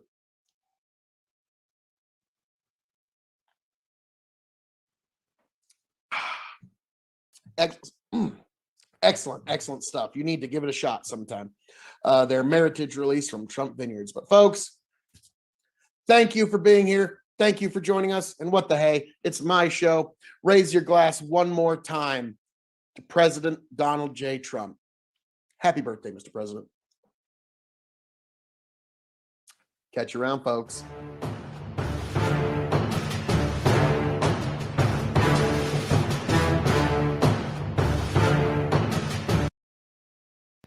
Yeah, and that one. And I was kind of even joking with my buddies, like, really? That was the one that got away from me, huh? Like, okay, all right. And yeah, I've been doing this for every president, and like I said, I missed a few for and again, whether you like Trump or like, I've done one for Obama, I've done one for Bush. I try to stay as positive as I can for each one of them. The one that I've been most conflicted on is Tyler.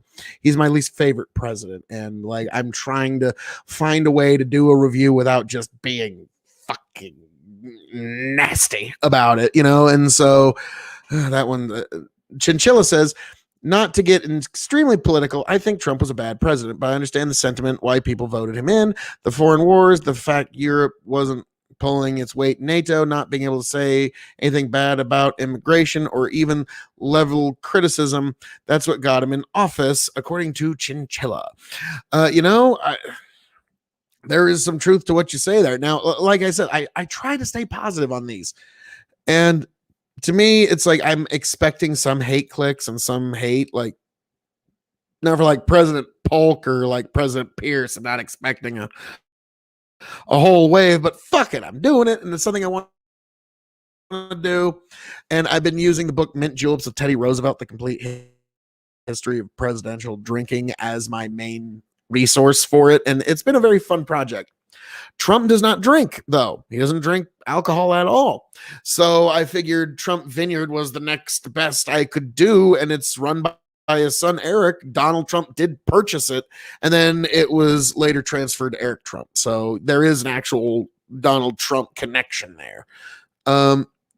Yeah, if you're going to do all presidents, it's got to be positive overall. Yeah, and I tried, like, even for Richard Nixon, what I did pull the Nixon where I had a bottle of really expensive stuff up front, then I pushed it back, and then I had the cheap stuff that we actually drank, because that's known as pulling a Nixon.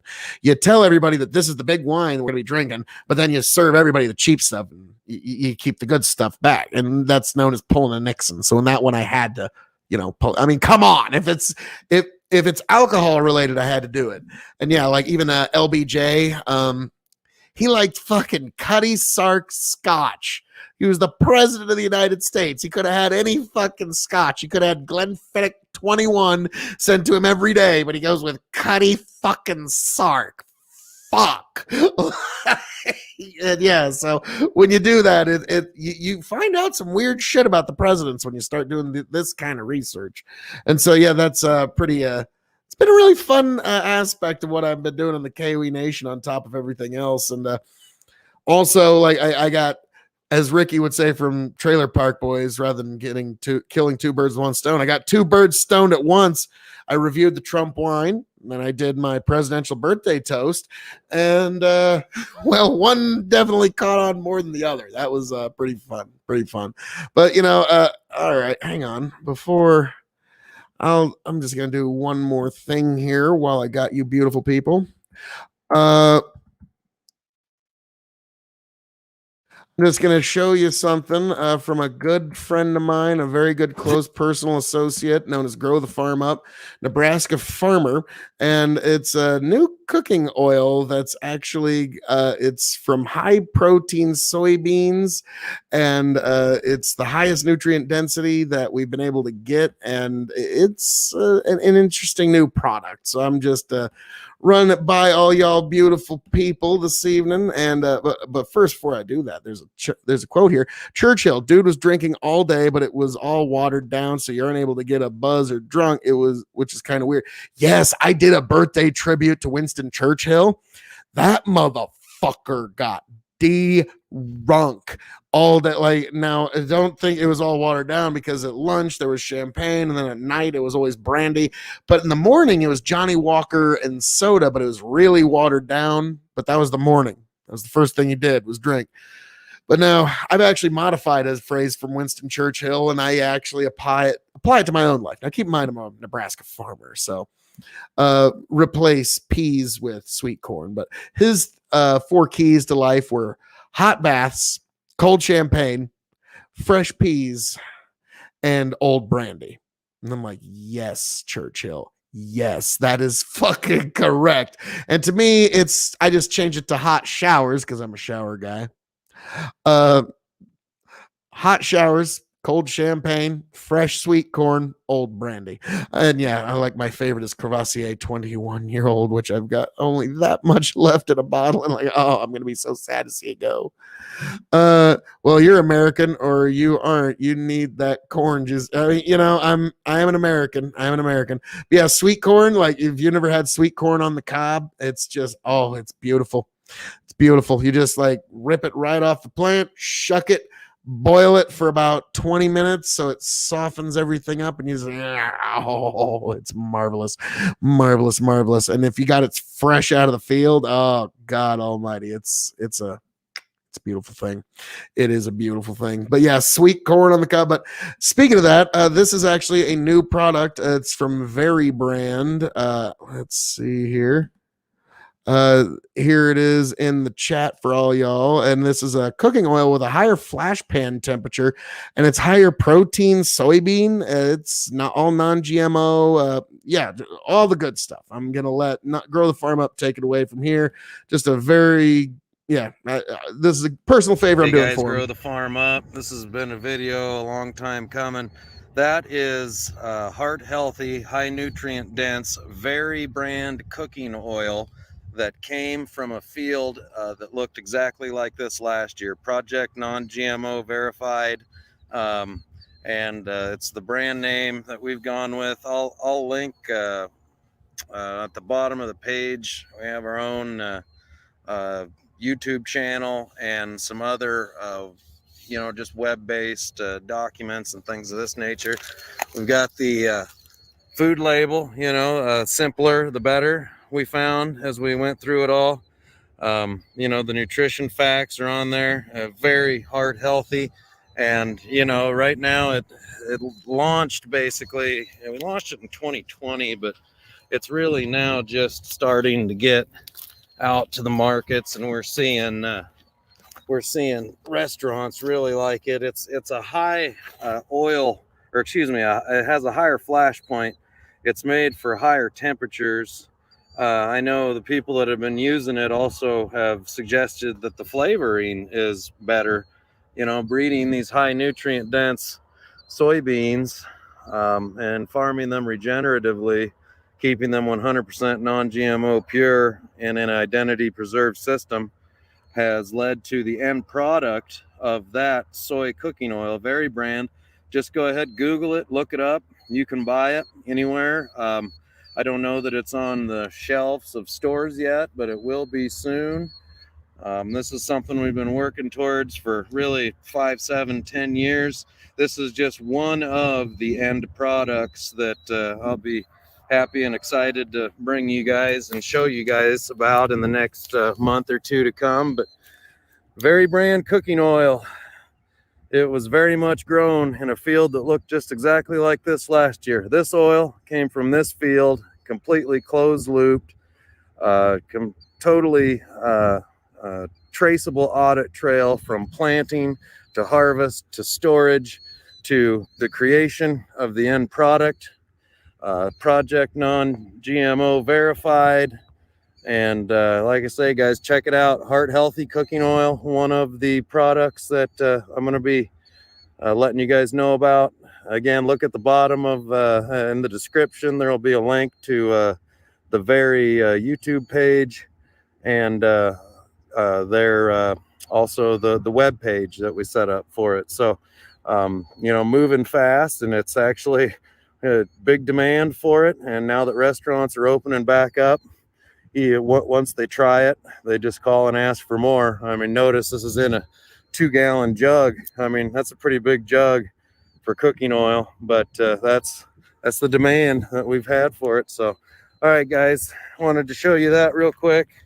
Out looking at some non-GMO, high nutrient dense soybeans today. Thought I'd stop by the house and grab a jug of these. I got, I don't know, 25 of them. So anybody wants to try it, let me know. I'll send you some. Grow the farm up. Good for you, Grow the Farm Up. Yeah, so yeah, I play that as sort of as a favor to Grow the Farm Up. It's a new thing he's really excited about. So, what the hell? I'll play it. Chinchilla says, I know a Texas streamer's joke. The biggest streamers on the platform are from Austin. It's asking people if they eat corn the long way. That's all of it. Eating corn the long way. Looks like you're performing it. Oh, yeah. But yeah, there's two ways. You can either eat your corn this way or you spin. And, when I was a kid, I used to do the spin. Now as an adult, I do typewriter. And but yeah, it doesn't matter. You eat it in whatever way you like. But I'll never forget, like when I was losing my baby teeth, we were eating sweet corn. And I take a big bite and there goes a tooth. Crap. No. But so I was eating sweet corn. Like I didn't stop because it's sweet corn. I mean, why would you? And so I was eating it like this and like this and like, yeah, it was quite a night. Yeah, sweet corn in Nebraska. But yeah, that's a high nutrient dense soybean that's being turned into a soybean oil, which is now cooking oil, and it's got a higher flash point, and you're able to cook differently with that oil than you could previously with soybean oil. So it's getting a lot closer to like peanut oil, but it's a lot more heart healthy, but you can do more with it. And so again, I just want to do a favor for Grow the Farm Up because why not? He's good shit. But so folks, I think it is time. It is time, folks. As I'm known to say around here, all that being said, thank you for joining us this evening at the Revolutionary Wrestling Podcast and the K.O.E. Nation. Thank you, Chinchilla, the super fan of the evening. Thank you, little fettuccine, you beautiful, beautiful bastard. Thank you, all the folks who came in. Thank you, all of you beautiful people. I love every last one of you, Chinchilla. Yes, like I said, return the car with a full tank of gas, you beautiful thane of the K.O.E. Nation, you. I love every last one of you. I hope to find every last one of you back here, happy, healthy, much the wiser, so we can come back and talk about this beautiful journey that we call life. I am your King of Extreme, the Prince and Potentate of the political parlance, the Lord of the Scottish Highlands, the Conqueror of the Ethereal, the Emperor of Big Bucking Empire, wishing all of you beautiful people a marvelous evening. I can feel we will get into the great metric debate later, good sir Chinchilla. We will get into that later, whoever you are, you beautiful Chinchilla, you.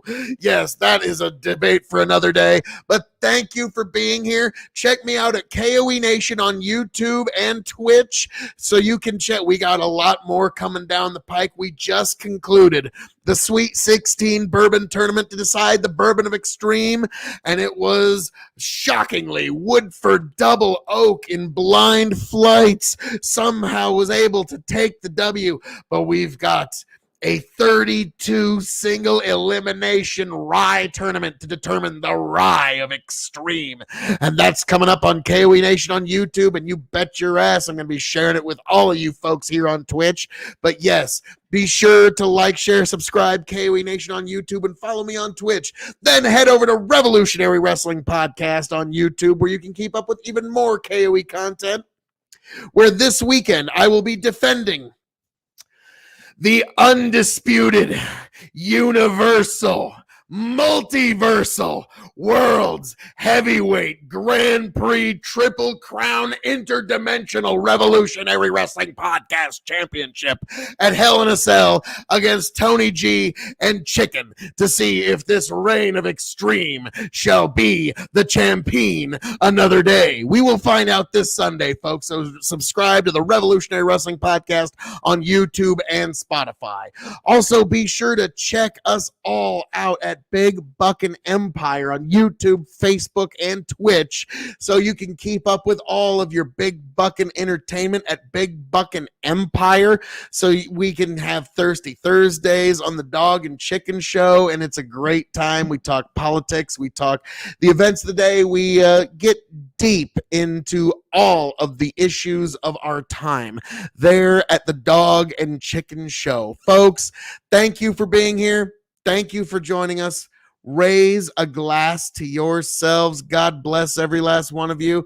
Be safe, and I will catch you all on the flip side.